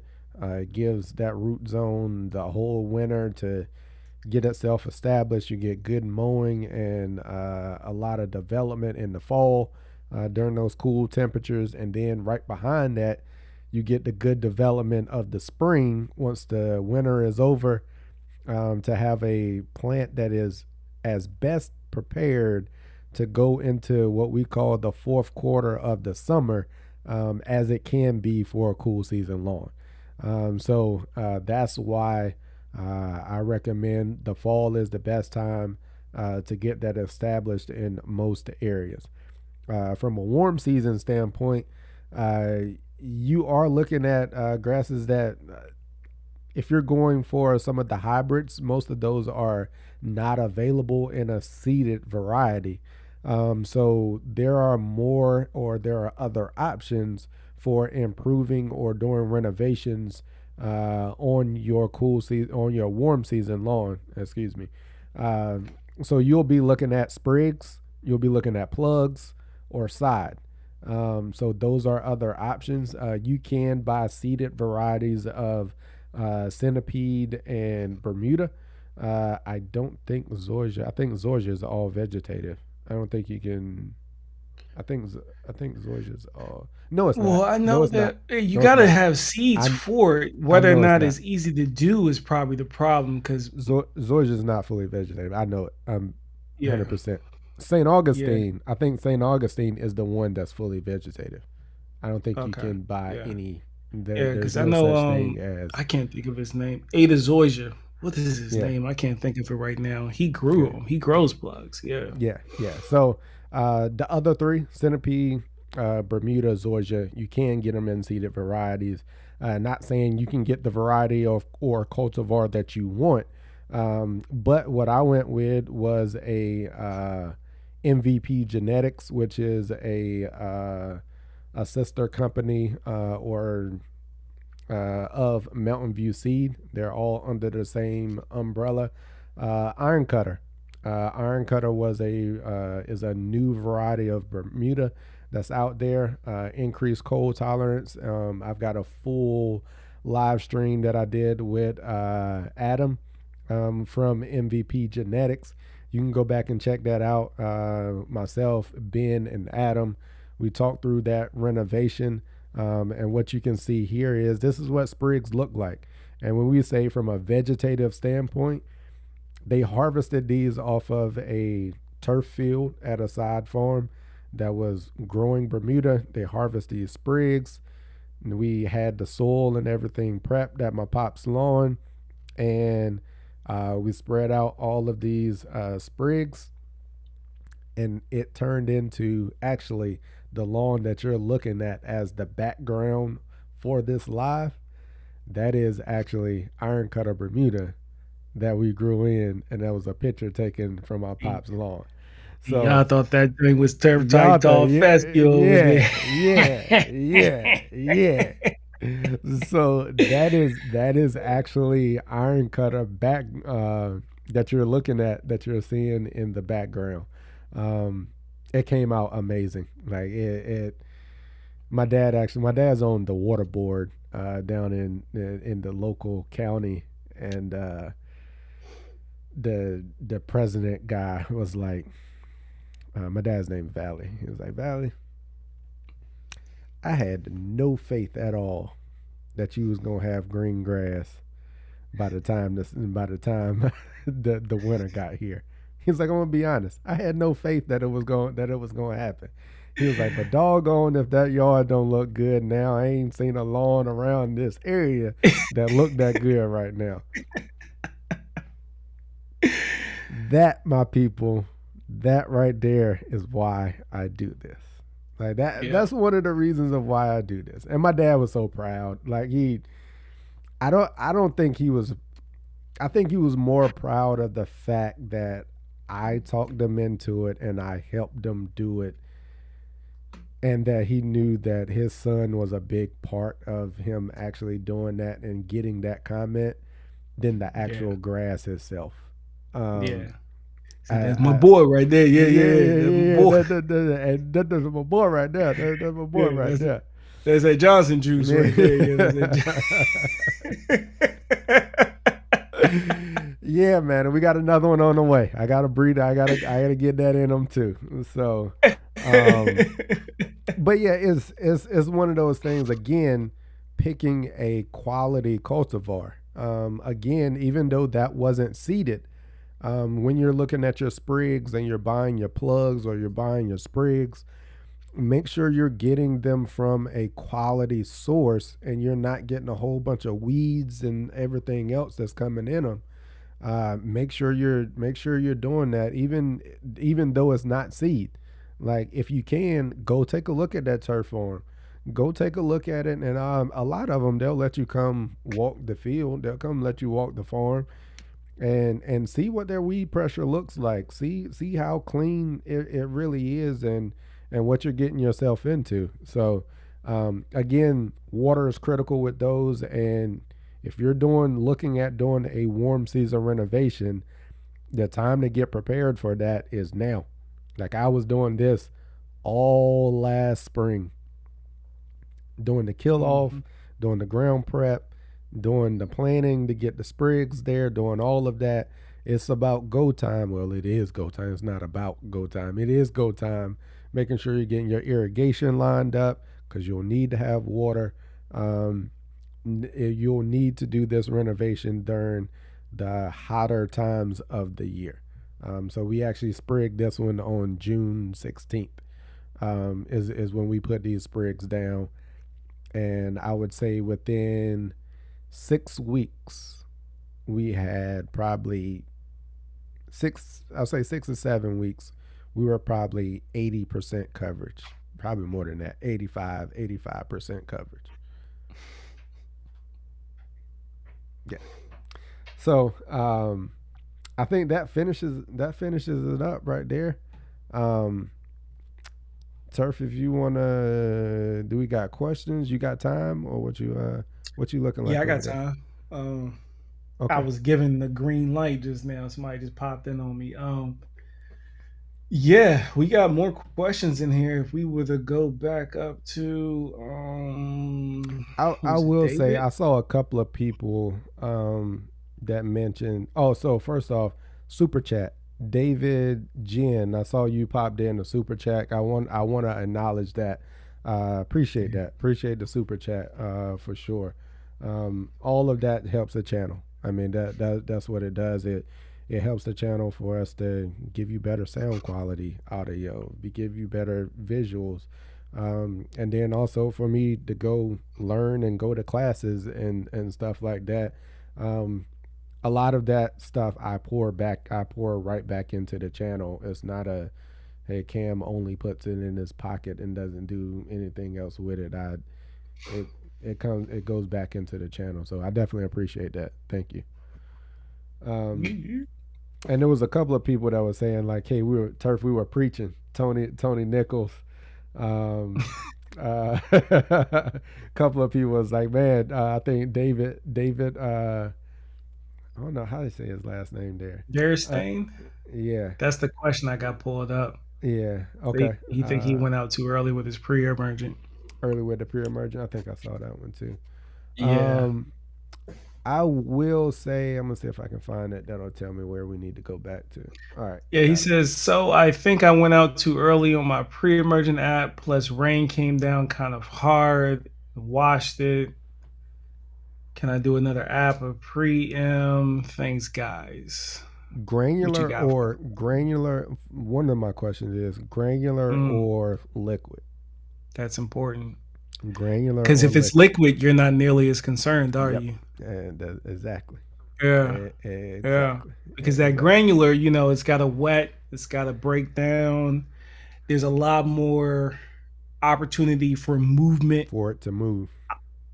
outside of the location site that you want it to be. And when Mm-hmm. we say move, meaning picked up and taken out of the lawn down a storm drain, because it has to dissolve, right? Yep. Whereas if it's liquid, that rain was probably exactly what it needed to get it to where it To needed to get it be as down far as into his. activating. Yep. As far as being down a little bit too early, I'm sure you were tapped in earlier when we said, hey, we prefer to go out a little earlier rather than later anyway. And if you're doing a split app, you'll be fine. He said If you did granular. full rate, I'd argue you're probably still going to be fine. Yeah. but He said he went granular. okay, granular. Well, I don't know, man. If you go That ahead. whole going out another time thing, I Yeah. it's going to be hard pressed for me to tell you that yeah, I would go out again. Um, I would say maybe I learned a lesson. Mm-hmm. Me and you learned a lesson. Kind of think about that next time. Maybe think about your application source. Um, but it's dicey for me to tell you to go out again because maybe it wasn't as much rain as you thought it was, Mm-hmm. and it did it just right. You know, Yeah. And versus if it wasn't, if your lawn is graded to the point to where you don't have like pooling and like heavy Mhm. runoff and like the actual you can actually see like water moving like across your lawn. um I'm not without those two things. If it's not pooling and you're not seeing like water moving across your lawn, I think once that granular gets down into the canopy, I'm like Turf. I'd be hard pressed to tell you to go make another application. Like especially with the granular application rates that are out there. I think they're full season. I think they're full season application rates, and that's one of the things that I actually want to go look at because I don't deal in granular very much, so I want to go uh, inform myself on what actual rate is on a lot of the granular products out there. Because I like using liquid because I can control the amount that I'm going down with and the amount of coverage that I'm getting. But with that, using granular, you're set at whatever's already on the Prio and whatever the application rate is. So I need to go look at that, but I would lean towards the side of saying not going down with another application. And again, you can always, if anything does come up, you can handle it post emergently. Like it's not like all hope is lost, and you're just gonna have to live with weeds for the entire season. From an environmental standpoint, I would not push putting down another application. Hey, I just Uh, dropped the links to the shirt um, in the chat for who was asking? Justin Reynolds. Polo got that on lock. oh yeah, Just go yeah, check out yeah. his spring store. I'll put the link there for you if you want to pick up one of the what's it got Monday, Tuesday, Wednesday, Yeah, Thursday, Friday, Saturday, yeah, Sunday. yeah, Every day we working. yeah, So yeah. there you go. I think the next question, Cam, was Gustavo. He said, "What up, fellas? I live in Texas and have Bermuda. Where do I even start with trying to get rid of the weeds? I can tell you right now, identify the weeds. That's the first place you need to start. Mm-hmm. Gustavo, you need to identify those weeds. And then after you figure out what the weeds are, then you figure out which active ingredients target those weeds. If you just want an easy swing answer, you could probably pick you up a bottle of Red Label Image. That's the southern for your warm season grass herbicide image, and it will probably take care of 60% of the stuff you got in your lawn without you identifying it. But if you identify the weeds, then you could probably find a video from one of the three of us, me, Cam, or Polo, and they'll tell you exactly how to get rid of. Well, actually, no, I No, take that back because yeah, we're yeah, it's Bermuda, so yeah. we won't. But where can we send you, Cam? Where can we send them? Um, there's somebody that's gonna have a good video on that. I can't think of a I don't solid know. warm season person to send you to right now. I'm sorry, but Me, tell you what, if you figure me. out what weed you got, you email us. We'll Yeah. answer it for you. But But I but can't I think of a will say, solid person but to I send it will to say you right from a weed control standpoint, if you're dealing with broadleaf, I'm gonna go broadleaf. If you're dealing with broadleaf in a Bermuda lawn, what we went down with on my pop's lawn was Celsius. now. So Celsius is an option, and That's also expensive. Speed Zone Southern is why I'm giving this one. Speed Zone Southern, There you go. a more affordable option. Yeah. Speed Zone Southern. It does not have 24D in it, which is not the best for Bermuda grass. Which I'm learning my warm season stuff. I'm having to learn my warm season stuff I'm now. gonna be learning it too. Hopefully, real soon. I'm gonna become real intimate. I'm gonna say bye bye. Listen, when turf come back to the states, which is very soon, it'll be here before you know it. If all goes as projected plans, I will no longer be a cool season long kind of guy. Yeah, and I'm looking forward to it. I am so, so, looking forward to it. so, Tur, since you said that, let's get off topic just a little bit. All right. If you had the option, would you say you would rather be warm season or cool season? At this point, now keep in mind, I haven't really fully experienced warm season. I can only Mm-hmm. tell you what I think I want, and I will tell you Bermuda warm season would be the way I would go. Simply because the problems that I dealt with cool season in Maryland and the ones that I've had here, especially with cutting low, they're not even it's not even a factor when it comes to that warm season grass. And cleaning up the weeds out of your lawn is a lot easier process. And that daggone POA of some sorts of that I don't want, not pretensis, whatever the Yeah, scientific name, the one that not you my want, Kentucky not the bluegrass. one that you want. But Yeah. poor Anua has followed me everywhere I've gone, which is a huge problem here in Germany because everything's illegal, you know. So, and then y'all know the battle that I dealt with with Poetry in Maryland. So, cool season is just it becomes complicated to deal with some of those grassy weeds, whereas warm season a lot of those things are a lot easier to take care of and clean up. So, So I didn't. I didn't say this like so. How many people? Oh, we still got 42 people here, so y'all are hearing me say this. But if I had the choice, that warm season, man, like it makes life so much easier and Easy. more enjoyable. Um, Hmm. you got to be on top. You got to be on top of your game for a cool season long.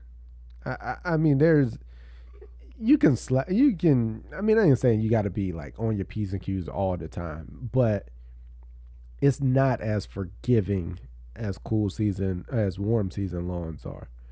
Right. If you want just like you can get away, you can just throw some in out there at a warm season lawn and cut it. And let it fly, man. You be good to go. You get you some Bermuda. You just throw like people. I,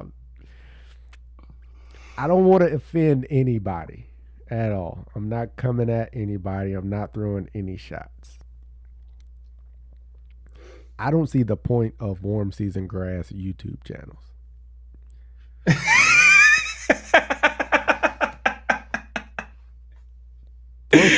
Throw some throw some in at it. Throw some in at it and cut Throw it some in at it, spray it twice a year, and you good. and be done. We're done. We're done, baby. And be That's it. done. Wrap it Like up. Yeah, man. I mean, scalping there in are the your. I scalping mean, in this. Zoysia requires a little bit more Yeah, yeah. tenacity, but I'll refine that with and the say cold Bermuda. practices, I'll say refine that and say Bermuda. Like yeah, bruh, like after that grow in of that iron cutter last year, it just you gotta pick the right. You gotta pick the right warm season though. Look, check out this iron cutter. They saying y'all killing me. Warm season don't give you that pretty deep green. Do you not see what's on the screen?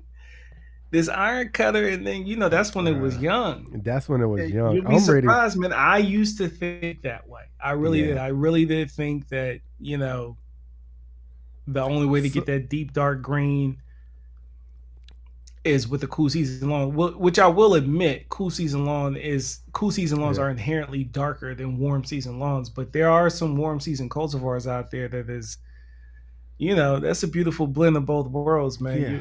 And then the fact that y'all talking about dog pee spots and stuff like that, That wouldn't even be an issue. it's It's gonna non-existent. repair itself It's within the week. You be non-existent. good to go. It's back within a week or two. You cut it twice. And it's back. Like Gone. gone. Gone. You're not dealing with it for a You whole not season like you not deal me. you're not dealing with that kind of stuff. Oh, you want to take a whole divot out of your lawn, or you got a utility company that got to come through the middle of your yard? Okay, all Cool. right. No big deal. I'll I'll level it back out. I'll level it back out, toss some sand over it, and give me 3 weeks during the summertime, and it's right back like it never happened. We're good to go. Like, like then you can really enjoy the mow because Yeah. like that's really all you got to do is stay on top of your mowing and make sure your fertilization is there. Let me That's get at what I'm these let me that's get cool. at these questions, but yeah, I'm with you, Turf. Oh, and you're talking about the color. Check out Mr. Lush Lawn on Boom. Instagram. There you Mr. Lush go. Lawn. He's got It'll iron blow cutter your mind. Bermuda down in Texas. You want to talk about the color of a Bermuda grass? You couldn't tell me, like looking from a distance, that isn't the same color as a warm season as a cool season lawn. Dark. Dark, dark. The only way that I can definitely tell is its striping Yeah, capacity. yeah, But yeah. I mean, that's okay. I'm okay with that. You know, Even as you go down to a lower height of cut, like your striping isn't the same. Like one of the reasons that cool season grass stripes as good as it does is because you got 2-3 inches of leaf blade to lay over right. and to be able to give you that heavy striping effect. When you're Exactly. dealing with less than a quarter of an inch of grass blade there, of course it's not gonna give you the same stripe effect. Yeah. They probably going in on us right now. I'm not looking at No, no, no, no. the They're meeting us halfway on it. You know, they they meet us halfway on it. all right, we took care of the weed question. All right, the next one. Is there Does any he? benefit for granular humic or biochar? I have cool season turf type tall fescue. So I got a video with gosh, what is that dude's name? It's about a year old. Matter of fact, I think I did it. I think I did it this time of the year where when we peeled back the layers on humic, not so much biochar, but we peeled back the layers on humic, and I'll say, when it comes to CEC, raising up your cation exchange capacity, it Mhm. could be an assist there, but to be honest, continuous adequate fertilizing and mulching your clippings will get you there as well. Another thing that studies support with humic, whether it be it's the source of your humic that's more important, whether or not it's true humic or if it's fulvic as well, depending on what kind of results you're looking for, and it actually help you be able to go with even lower inputs of nitrogen. Studies show that, but outside of that, no, biochar kind of the same way. The your source material is the most important theme uh, to be able to support your turf. Too much biochar, it goes bad. Too not enough. You're not really seeing anything. You got that sweet spot in your proper source material. Matt Martin over at the Grass Factor, yeah, has plenty of videos on that, and I have a video, what is it called, Lawns with Attitudes, where I went and I hung out with Matt out in Tennessee, and he took me over to the farm, is what he called it, where he first started his biochar experiments and developing a lot of data input when he put together his Carbon X, Carbon Earth fertilizer lineup. So if you go and you check out that video, he briefly speaks about biochar. But one thing that I can tell you that's constant that I remember is that the source matters. Will it do good? Yes, it's a tool in the toolbox. Does everyone need it? Absolutely not. But there's a lot of people who just jumped on the biochar chain because it's selling, right? It was selling. So do you need it? No. Is there a benefit? Yes, for specific cases, but it would take us a good hour to really get into that. And neither one of us are really versed in those subjects enough to really pull back levels of onions on it to give you a complex answer that you would need. But the short answer is yes, there's a benefit. Do you need it? I'd argue no. Source material matters the most. I got a video on it. I got a couple of videos on it. And then also you can go over and specifically when it comes to biochar, go holler at Matt Martin. He'll tell you more information that you ever cared to know about biochar. um, I'll just roll into the next one. P Mills, doesn't gypsum gypsum neutralize the soil for dog urine? Well, gypsum itself, correct me if I'm wrong, Cam, it's a salt in itself. I'm pretty sure gypsum is sodium bicarbonate, right? So you got, it's probably some type of chemical reaction that probably can reduce salts in the soil, but the amount of time that takes, I don't think you're going to see the leaching effect that you would want to resolve urine stains in your yard. The best thing that you're going to be able to use for urine stains in your yard is water and leaching out the Yeah. salt.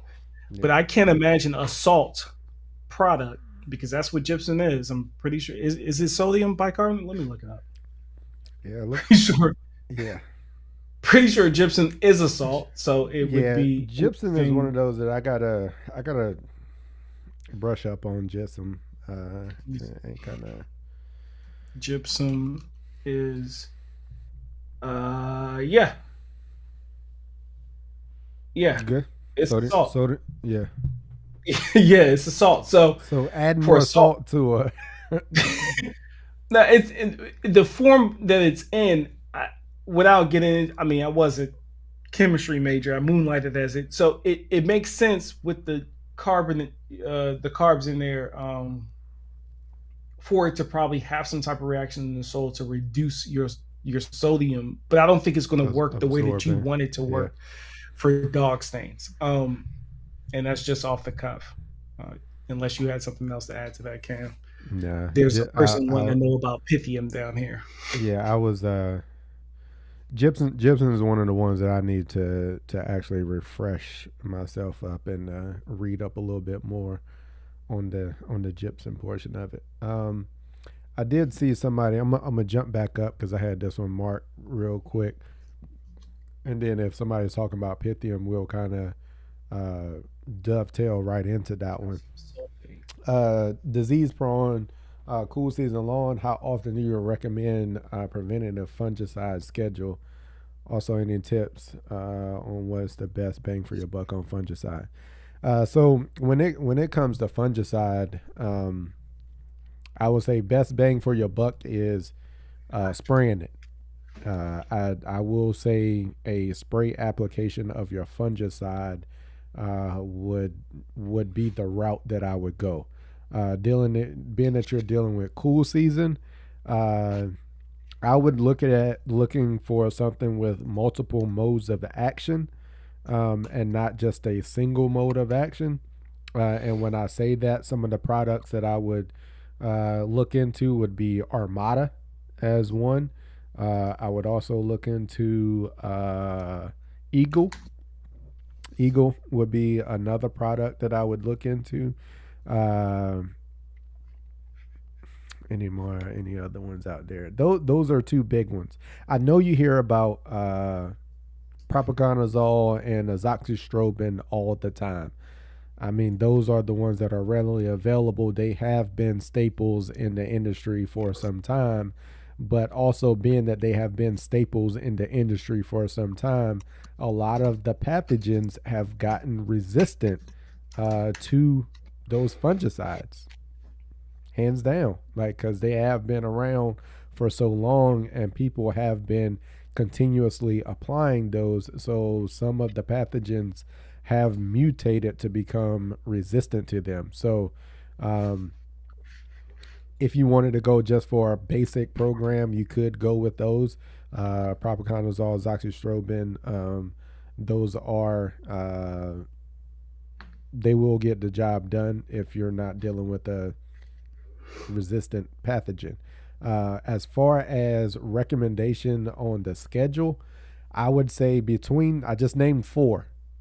I would say get into a rotation of alternating. That is the key, is alternating your modes of your group or frac group of your fungicides. So you have, when you look at your labels, it will tell you what group fungicide that is. So you got your group threes, your group 11s, your azoxystrobins, your propioconazoles, and then you've got some of your other ones. If you're dealing with Pythium, mefanoxam is another one. I forget what group mefanoxam falls into.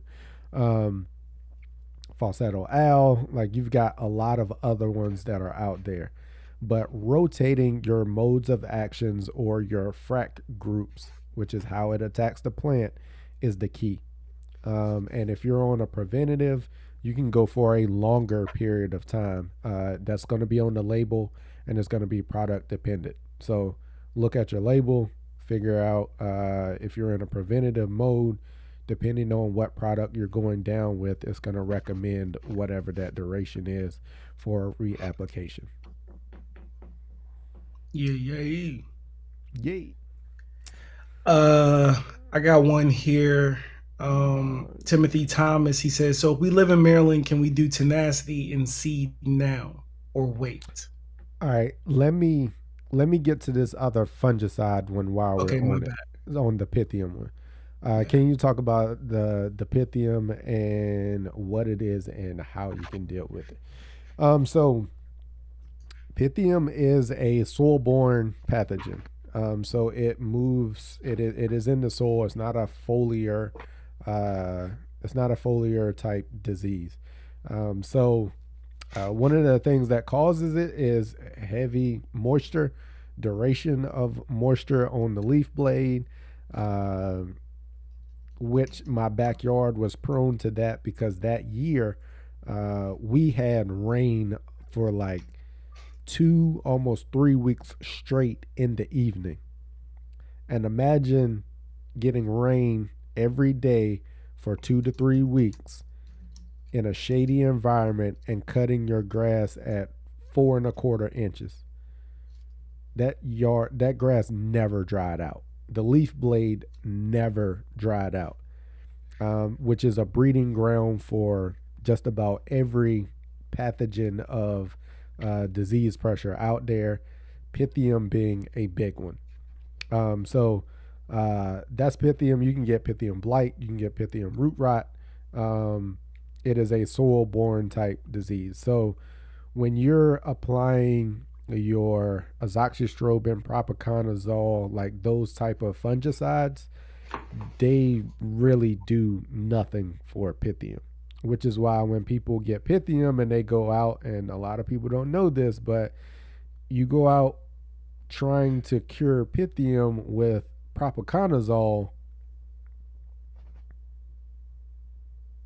not going to do anything. Not going to do anything at all. And then if you But are, don't your but don't the label say it does? now azoxystrobin has it on the label. Yeah. Yeah, no, it doesn't. it, the label doesn't say that. I think azoxystrobin actually does have Pythium on the label, but I think for a from a efficacy standpoint, it's not there. Like it doesn't give you when you, especially when you're talking about from a curative standpoint. Mefenoxam has been the most effective from a preventative standpoint, which is why I apply phosphites. Phosphites has been researched and known to provide protection or a reduction of Pythium with the preventative applications on a regular basis of phosphites. So applying phosphites, and then in conjunction with a mefenoxam or some product like that from a fungicidal standpoint, you're there. If you're in a curative standpoint, phosphites don't really do anything from you for you. It's just a preventative measure. But if you're in the heat of it and you have Pythium, I would reach for, from a cost effective standpoint, mefenoxam.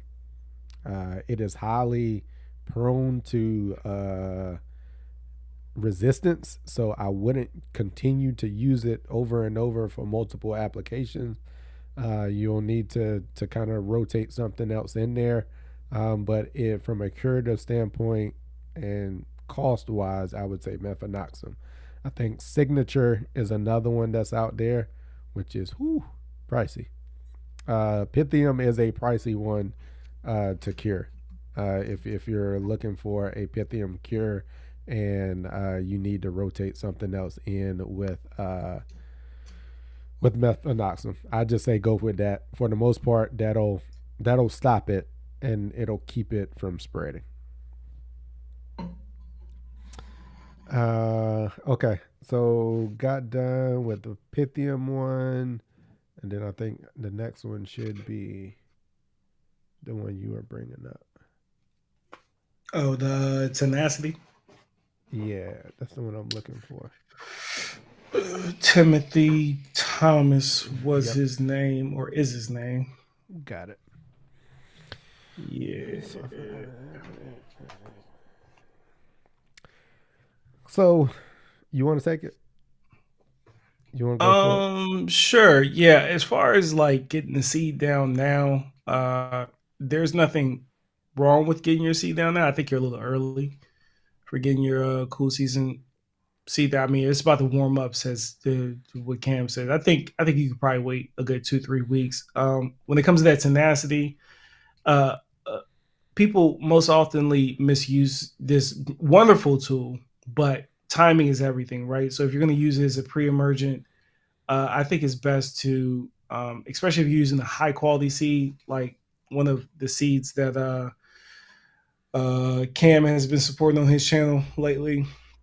I would put that seed out now. Cam, he's going to tell you something a little different because he's a one and done kind of guy, right? But me, I only got if I only got one lawn that I'm worried about as you can do what I'm about to say, which is get your seed out, do all your prep work, get your seed out. You treat it like it's a fall reno. If you're going to do it in the spring, you have to. You do the same steps as you would do for your fall lawn repair or complete renovation. You're just doing it in the spring.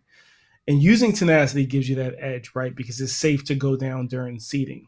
But it's a very small, short window, 15 to 21 days, depending on Mhm. your conditions. And I think it's best to get the most out of that window to not go down with the tenacity the same day you put the seed down.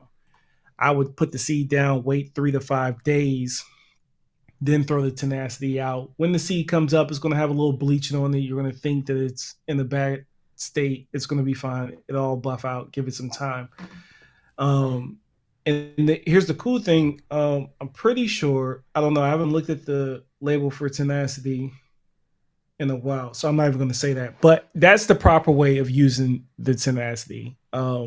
Using it at seeding, yes, you can do that. Will it mitigate some of those weeds? Yes, I used it myself in the past. It's an awesome tool to use. I would just say just do it the right way. That timing key factor, it's not a blanket that's going to last you all season, but it does help put that barrier down so you don't have as much competition when you're trying to germinate your seed. And if it's only your lawn you're worried about, you don't have to get it down the same day that you get the seed down. The seed's not going to germinate on day one. So, to each his own on that. Um, yeah. So I'm gonna come back with a question, as I always do. Mm-hmm. So if you're in Maryland, so why? First off, why are you seeding? So Mm-hmm. if you're, do you? The reason I ask that is, do you really have to seed? Is it really a need for you to seed? And I get you may be in a new home that you just got the lawn and it's not. They just finished it over the winter, and you don't have any turf. You have to seed. I get it. Um, but if you're looking to seed just because it doesn't quite look the way that you want it to, but you've got pretty decent coverage, but it doesn't. It's not quite looking the way that you want it to. Um, I would actually say wait, like don't seed. Get your pre-emergent down and get some fertilizer on it, especially if you did a seeding in the fall. Um, and allow that lawn to thicken up and allow that seed to actually germinate and come in and mature and grow in. Because if you either did a renovation in the fall or if you did an overseeding in the fall, and right now you're looking at your lawn and you're not happy with the results, come April, that lawn, after an application of fertilizer, that lawn is going to be popping and it's going to be thick. If you go down with additional seed right now, now you're putting down a potential problem to where your lawn is going to be really thick come the summertime when disease pressure is high. So Mm-hmm. I'm not necessarily a fan of spring seeding at all. I'm not a fan of spring seeding. So if you're bare ground, I say go do it, and I say apply your tenacity. If you're only dealing with one lawn, I say go with Turf's recommendation. You can wait a couple of days and then go down with it because you get that longer duration. But typically, I'm a one and done type of guy. I get all my stuff down and I roll with it. That's the way I've done it, and it's worked out pretty good for me.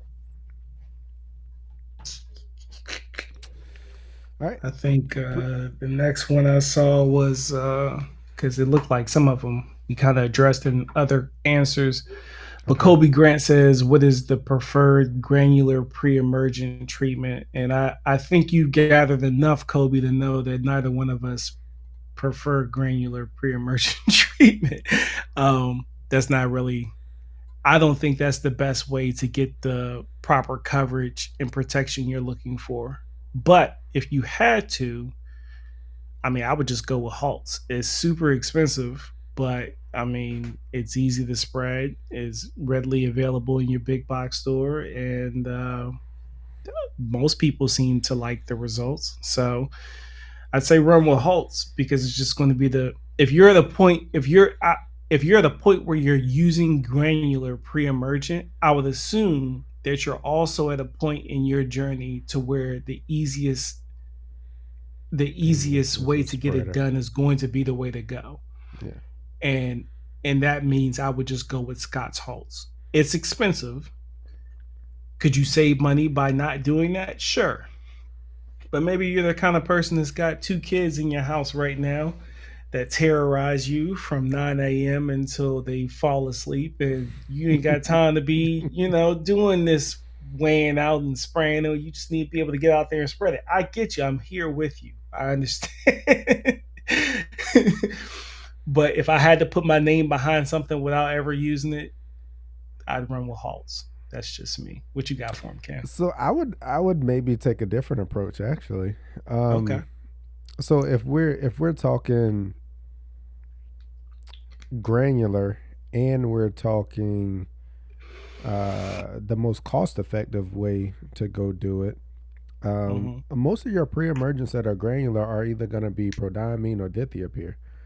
Mm-hmm. Scott's has their own they've got the halts there, but for the most part, I think for a better price point, you probably could go from a turf supply store or a nursery or somewhere and get like a 007 type product that's got your prodiamine in it.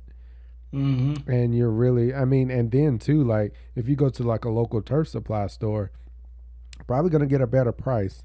It's probably also Mm-hmm. going to have a higher percentage of prodiamine in it. And Mm-hmm. then you could also probably get it blended or find a blend with whatever fertilizer application you needed to go down with and kill two birds with one stone if you need less time out in the lawn. Yeah, so now we're talking about the person who has restrictions of time and likes to count every dime. Restrictions of time, and I'm counting every dime. Then you're Mhm. gonna go you're gonna go Yeah. out your way to find the tractor store, the turf supply store. For the people who heard what he said and it sounded like a foreign language, go to Home Depot and get you some Yeah. halts. There you go. That's the easy button. Just go to Home Depot or Lowe's, pick you up some halts and call it a Hey day. man, But if all we that other stuff sounded good, we was we like, got nah, man, we got I'm Google now. We got that's two Google now. point five percent over my budget. We Like, got look, Google now, bruh. All you got hey, to look. type in is turf supply Some store. people that's just, I'm Enter. learning that right there. You making me do anything other than walking to Go to the the big two box store. stores I'm Yeah, I'm familiar familiar with, with. Yeah. or three Menards, Home Depot, Lowe's. If you say Mm-hmm. anything outside of that, I'm not interested, right? I Because there's a 100% agree. huge population that's there. If Yep. that's where you are, go grab you Yep. some halts. Yeah. Hey, convenience stores Hey, is convenient for a reason. I'm sorry. I forgot though. Let's Go is now in Lowe's.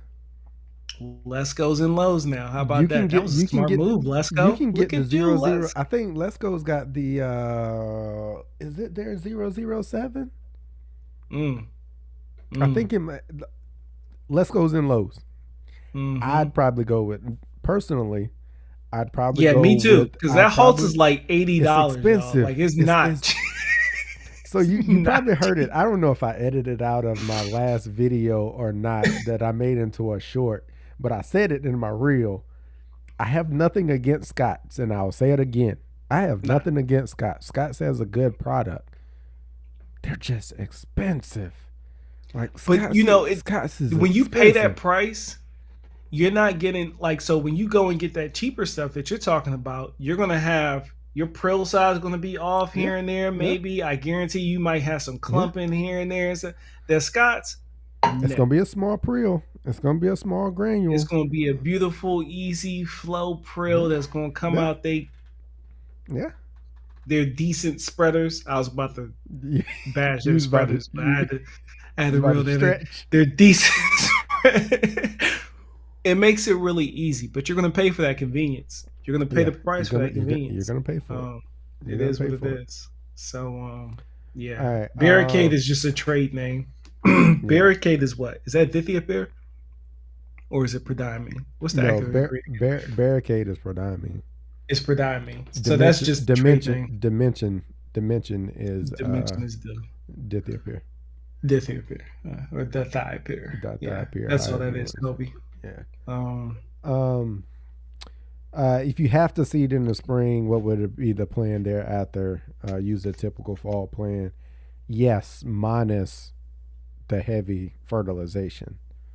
Um, yeah. I wouldn't be trying to push it to grow and fill in.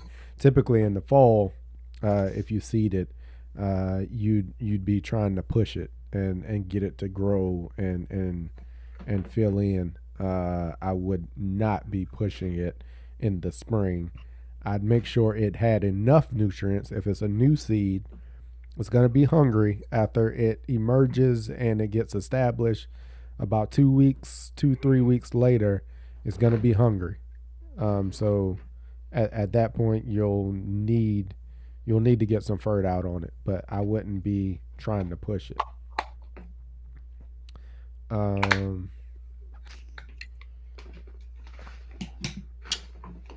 any more I think questions? that was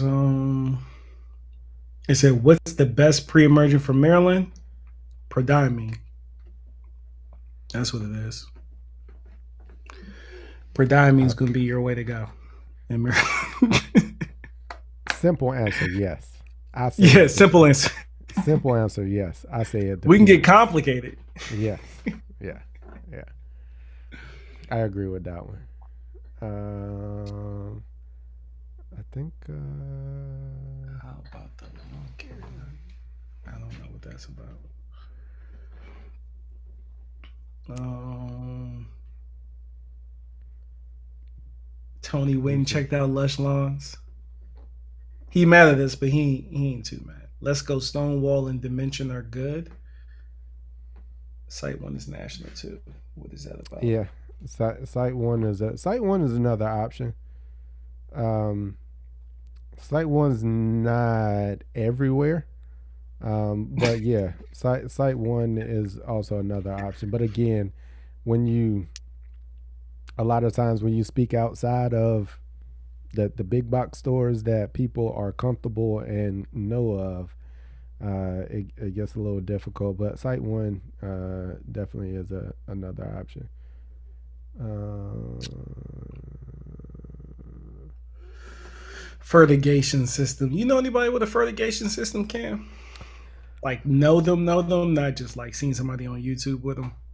not know them. I was gonna say if it comes down to it, I know of a guy that I talked to from a Instagram relationship, but yeah, that's what was there a question around that? I'm still No, they curious. just said, "What are your thoughts on the fertigation system?" I mean, I think it's a cool concept. Mm-hmm. I don't know enough about the fertigation system, whether where is its weaknesses, left and right limits, to determine whether or not I have an actual position on it. But I know the concept in my mind sounds cool. Sounds like a cool idea. But I also enjoy doing the applications. So if I was going to put something on a fertigation type system, it would be my garden because I don't like fertilizing my garden and I don't do it that often.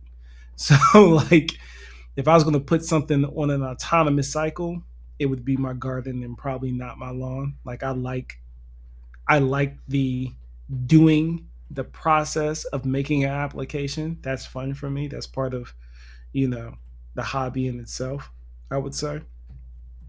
But I think conceptually is great. Yeah, I would I would actually like to be able to do some fertigation, Hmm. just from like certain applications, right? Like I'd like to be able to, Your and bios. yeah, Yeah, yeah, yeah. yeah.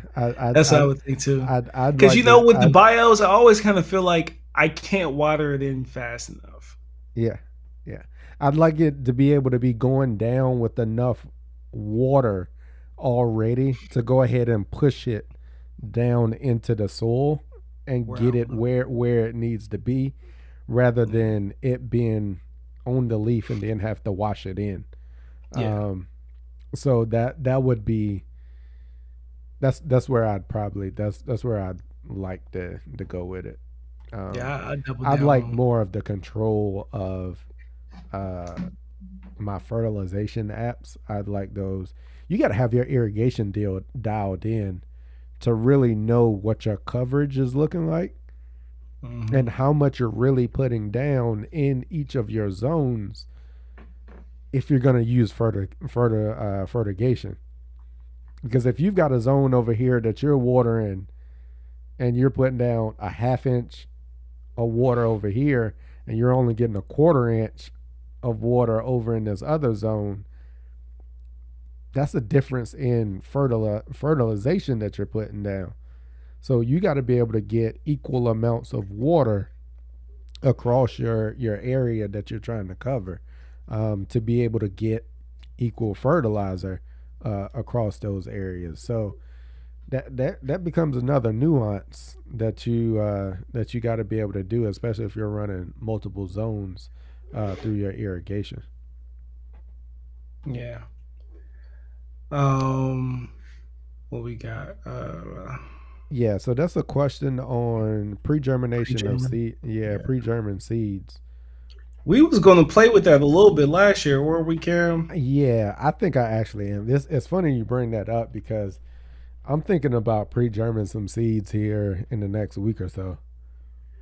I think if you have the time and space to do it, and you're going to be disciplined and make sure you switch out the water, it's definitely a cool trick to have in your tool bag. I will say, from watching a few people do it last season, you need to really have a solid plan on how you're going to spread it out. I'd say do your Mm-hmm. research on, because there's some people who kind of fumbled around with it and built the plane in flight, and they learned some hard lessons on camera in real time. Like, go check out our man Vince at Rooted.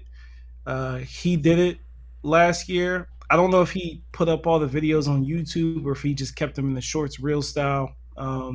Either way, there's other footage out there where you can see where people had issues when it came to the actual spreading the material out. So you're going to want to put thought into, after I get it right, after I get everything right with the pre germination, I find the most complicated part Mm-hmm. is actually how do you spread it evenly. To me, when I watch people sit back and do it, that's the part that you really need to have some foresight in. So I think if you're disciplined about it though, yeah, it's solid. Yeah, I'd say go for it. Yeah, and the part that I'm gonna pre-germ is I know I have some triv in the front yard that just hasn't reared its ugly head yet. Yeah. And I didn't get around to planting my Soft one. my side farm last fall, which I plan to do to be able to take care of this. So Mm-hmm. what I'm thinking about doing is pre-germing a batch of seeds using one of my big containers that I've been growing my tomatoes and stuff in, Mm-hmm. and taking probably two of those, pre-germing my seeds, getting them in there, and growing two decent size containers full of those. That'll probably give me a 2 foot diameter, probably 4 foot diameter, um, of turf that I can replace and be able to dig out that tree that's in there. Dig that tree out of the front yard Mm-hmm. and drop that in. So I'm thinking about doing it by pre-germing the seed just because I've never done it before, Right, and right, and right. just It's a whole experiment in itself, yeah, so why not? Yeah, yeah, and yeah. just see how it goes, because I believe I could easily right now, which I also thought about doing, which I might do in another container, just throwing seed out right now and just let it go, and Yeah. then just being able to see as things start to warm up, just being able to see if you go down with seed around this time, Hmm.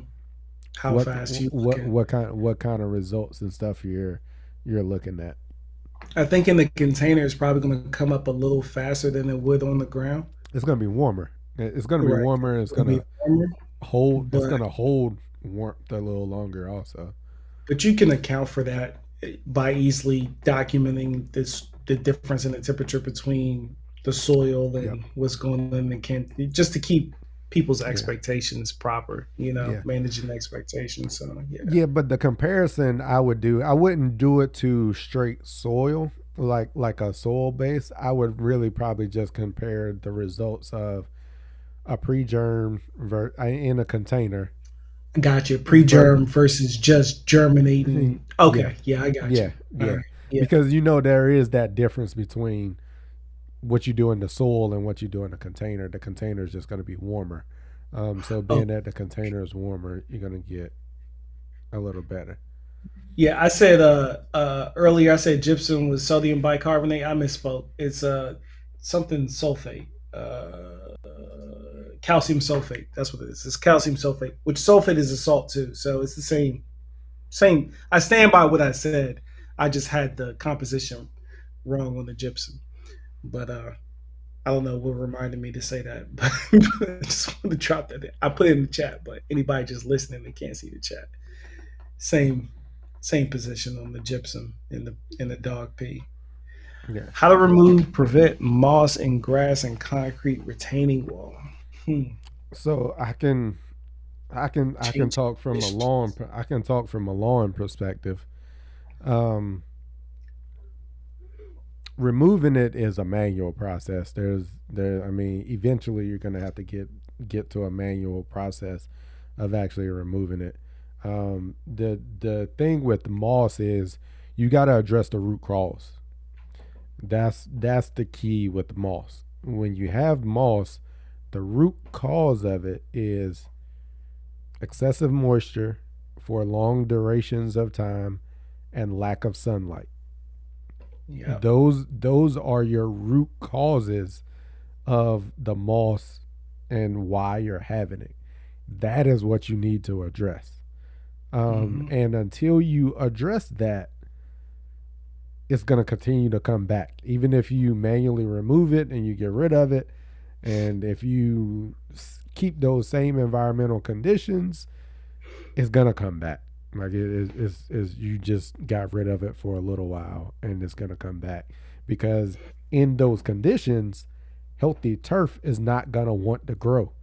So you're not going to be able to get grass to grow in thick enough to outcompete the moss, because that's not a grass friendly environment.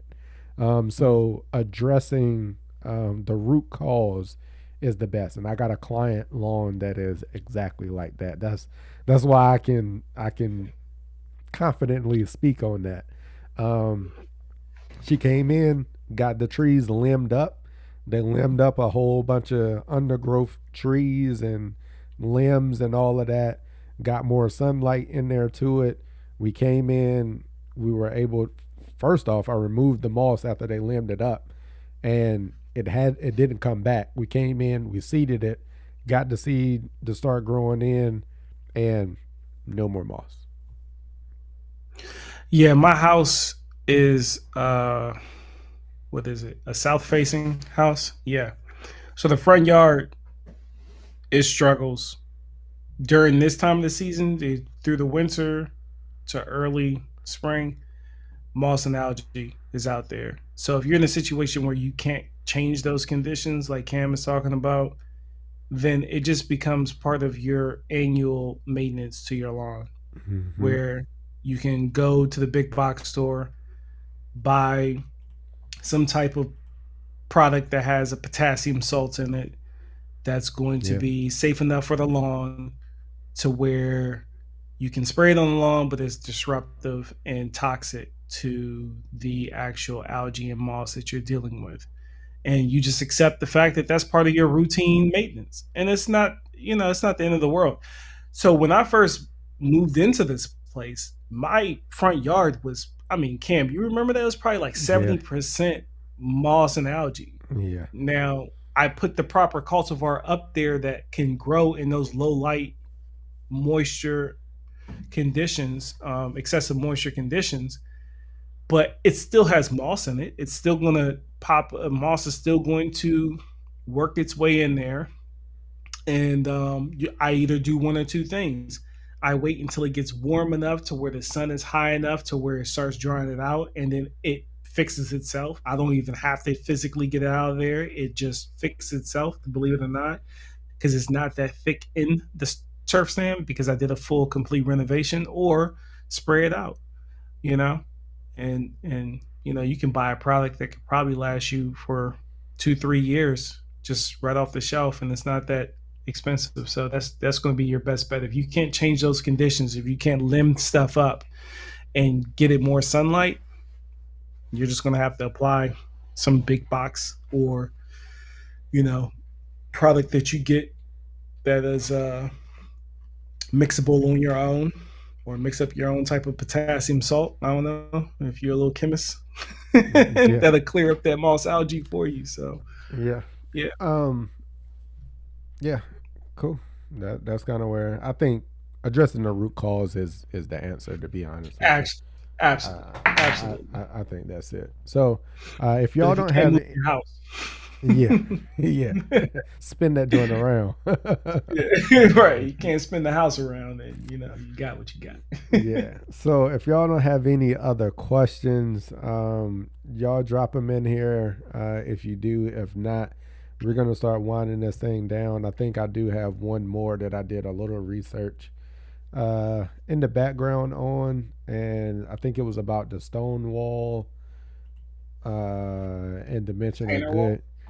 Yeah, the Let's Go Stone Wall is prodiamine. Excuse me. It's prodiamine. I looked this one up. Oh, you talking So about product? yeah, this one's got Gotcha. the Let's Go Stone Wall has prodiamine in it. And from Oh, what I'm John Rob. seeing, it's like a 37. Yeah, I think it varies. I see a 37. I see a 43. Depending on whatever that percentage is. But it looks like that has the Let's Go one that you can get at Lowe's. It should be coming up. Is actually 68%.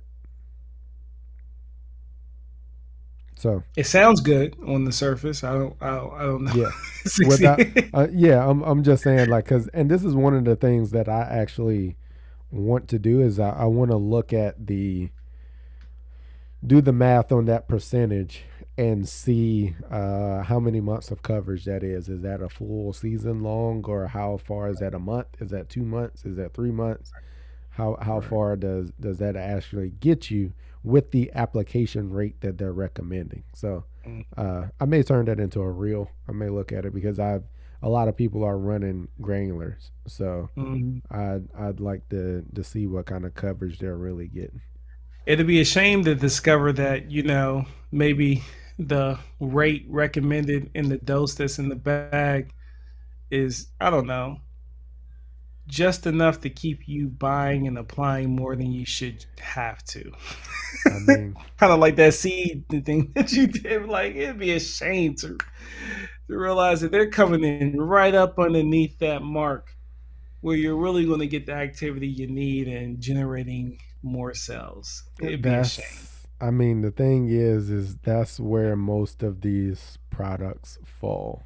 Like Mhm. that's But they'll say, we put it at that rate so it's safer yeah, for you, because you think people are gonna over because you apply it because you're and incompetent as a homeowner and you don't know how to read the label and apply it the proper way, or we're accounting for your, I don't know, what is it, 3 to 5% statistical error for you to go ahead and do things wrong anyway. So Yeah. yeah. I think at that point, there's a lot of I've lost a lot of faith in big box products once you understand active ingredient and source material.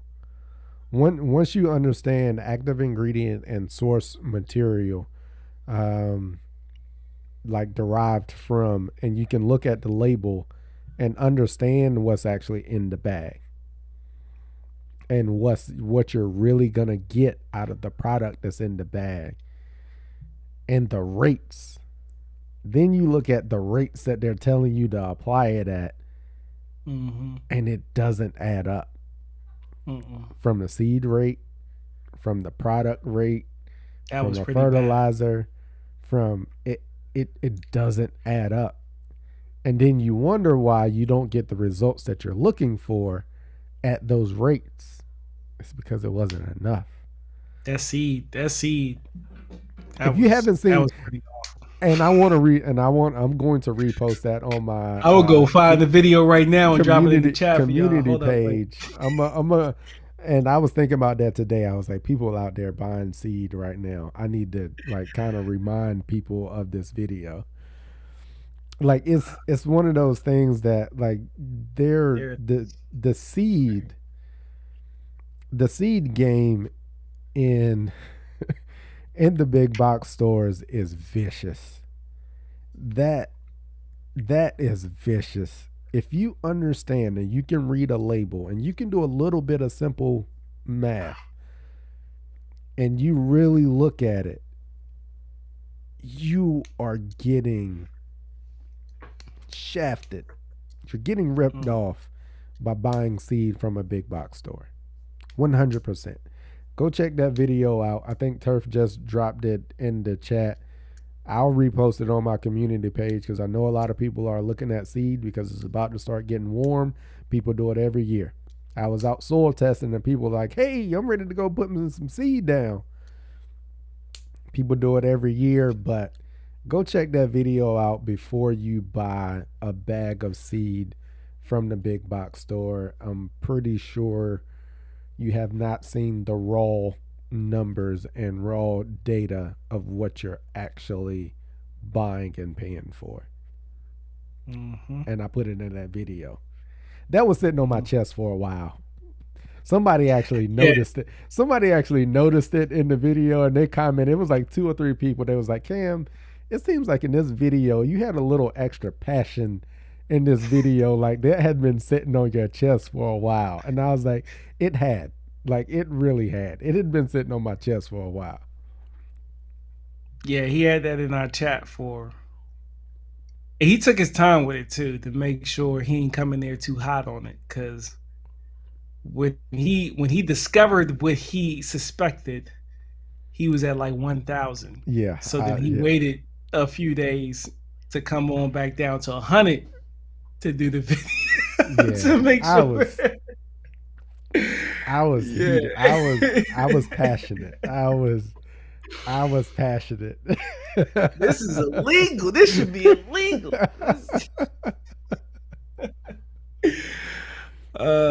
All right, We so had we gonna take these was it? last couple of questions and then Yeah. we gonna go ahead and wrap it up.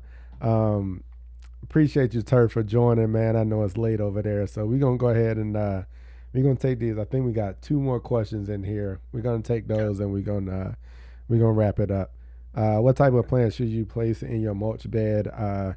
I'll be honest, it all depends on what you like, what kind of sunlight you're going to get that the plants will actually be able to grow and thrive, which is the problem that I have in my backyard, in my mulch bed. I don't get enough sunlight to get very many flowering type plants. So I've tried a lot of stuff that have been unsuccessful because it just doesn't get enough sunlight. So I'm still on my search for that. So I would say uh, a, qualify the amount of qualify the amount of sunlight you're going to get first, and then find plants that are, and also other environmental conditions, and then find plants that suit those growing conditions. That's what I would say. I'm gonna say everything that Cam said, and that they're perennial and low maintenance. Yes, yeah, yeah, That's it. yeah. I agree with that one. Perennials mean, if you're not familiar with that term, it means it's going to come back every year all on its own. You ain't got to plant it, unplant it, as long as you're putting it in the right conditions. Everything that Cam said on the front end. And then low maintenance. Low maintenance just means, you might have to, like the laripe, you got to go out That's what there I and was cut all gonna. the I was dead. going to say that. I was gonna say that if all And else it's easy. fails, find you put you some Laripies in there. They You're will good to grow go. anywhere and anything. Like, and you ain't got to do nothing to Ain't got to do nothing to them, baby. Get you some laripe out there, some hostas, them. Yeah, you ain't got to do some nothing to them. my man Polo love his begonias. His I'm a fan of begonias. those. Just Yeah, watching him do his thing with his begonia. Yeah, just find easy things that you love that they're gonna come back year after year. That would be the foundation, and then you introduce your annuals like a begonia, because I think a begonia is actually an annual. But have the foundation of your landscaping be perennials that come back on their own. C. Williams, you must have missed what we said earlier. yeah, And I really wish Shaddix did a better job of. I mean, and maybe he purposely doesn't do a better job of saying this, because this might actually be how he feels. And if he does, me, not the We Working team, I'm speaking on behalf of me, I explicitly disagree with him. For the point, like, if you don't test your soil at all, you have no reference point. Like, if something goes wrong yeah. and your turf's not moving in the right direction that you want it to go in, you have no baseline. Does that mean you need to test your soil every year? No. Which is whom I think he truly has the beef with. Like, the people who are doing all this unnecessary testing Mm-hmm. year after year after year, and you're probably not even using a valid source for testing Mm-hmm. on top of that, which we'll stay away from that for now because we've Yeah, talked about that enough. But that I think that's really where Dr. Shaddix's beef is at, where you're testing to chase numbers, it's the chasing numbers point. Yeah, and that's what really grinds his gears. I don't think and I know he said it on my channel, where he's not opposed to you getting a baseline and yeah, having that yeah. baseline, and And that's where we that's stand one of as the things he says is like if you don't have a history with the lawn or you don't have that, when he says history he means either new lawn or you just don't know anything about it, you just haven't done anything and it's not performing to the expectations or you're looking to make it better. You need something, a foundation, a baseline point to go forward with. And then from Mhm. that point on, if you are within 2 years into the game, 3 years into the game, whatever the case may be, and you don't have a problem, you don't have anything going on, turf's performing fine, everything is going well, that's where he's like, yeah, why? I mean, keep doing what you're doing. Like you're it's not exhibiting any issues. It's not. It's happy where it's at. Continue, proceed. Continue as Mhm. business as usual. I'm okay with that. Which is why you look at even from a extension office recommendation, from a licensed fertilizer applicator, we don't have to test every year. We test every 3 years. Right. That's a extension office reputable source recommendation. So yeah, I agree. I think that's where it's at.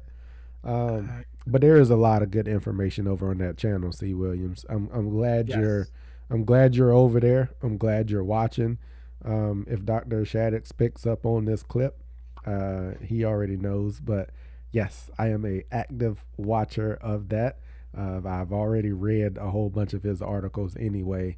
But yeah, there's a lot of good information over on that channel.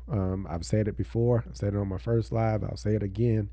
Uh, yes, that is a very good channel, and it's data driven. Like he's going through the research papers. He's not putting his opinion on a whole lot of topics. He gives his little salt on a couple of topics here and there, but it's a it's data driven. He's going over the results of papers in a very user friendly, homeowner friendly, and way of understanding turf grass and how to grow it and what the research has shown over years, over years, not just Yep. one experiment. Right. Or I got this in the mail and it's the best thing since Yeah, sliced bread. yeah, Yeah. yeah. Uh, Growing grass on the trampoline is counterproductive to how, I mean, you're blocking the sunlight. Your best bet is to move your trampoline around. If you can't do that, then just go ahead and accept that underneath that trampoline won't be any grass.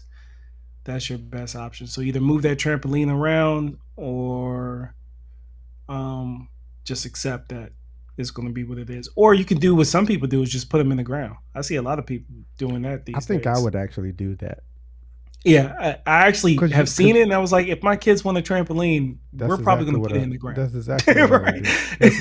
That's exactly because you're not gonna grow anything under it, and then you're just gonna have to it.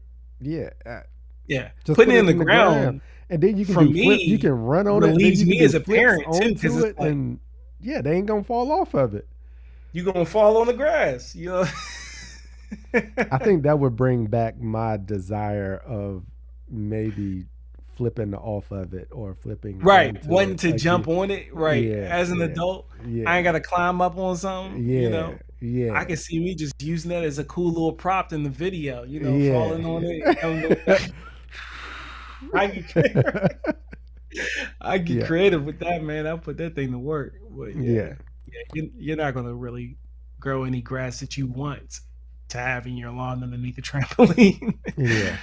Nah. Yeah, Uh, um, I think I think did we address? I think we got everything. yeah, that's it. That's it, man. pH Got is some a good major people. pH is a major factor, but poor drain.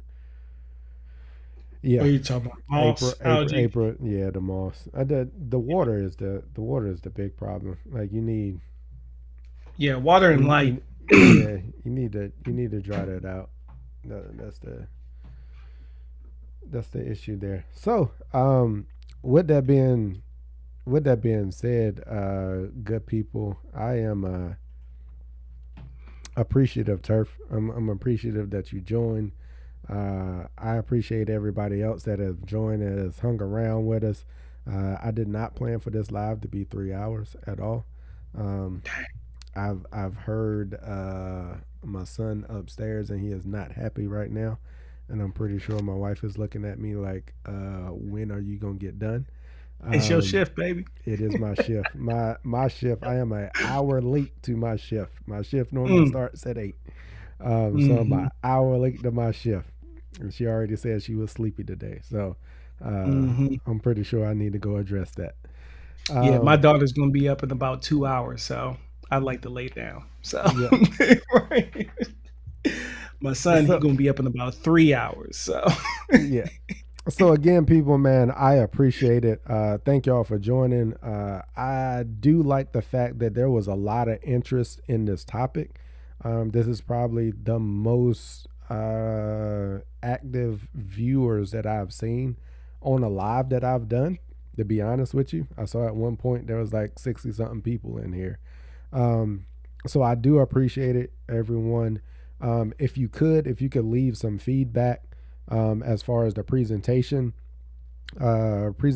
standpoint. Did you appreciate it? Do you like it? Do you not? Because that was additional time that and effort that I also had to put in to be able to drive this live. If it's beneficial for you, I will continue to do it. Again, I'm trying to provide that additional value to you as the viewer. If you could leave some feedback down in the comment sections, things that you would like to see in a live, things that you think that needs to be improved or that you would like to see for some constructive criticism. I'm Yeah. okay with that. We'll Other we'll than it take it. being shorter, we already know that. Yeah, we already know the make it shorter portion. Yeah, that this is kind of how the early season goes, though, right? Like there was a lot of information, and I told you the thing is, though, I prefaced y'all with this at the beginning.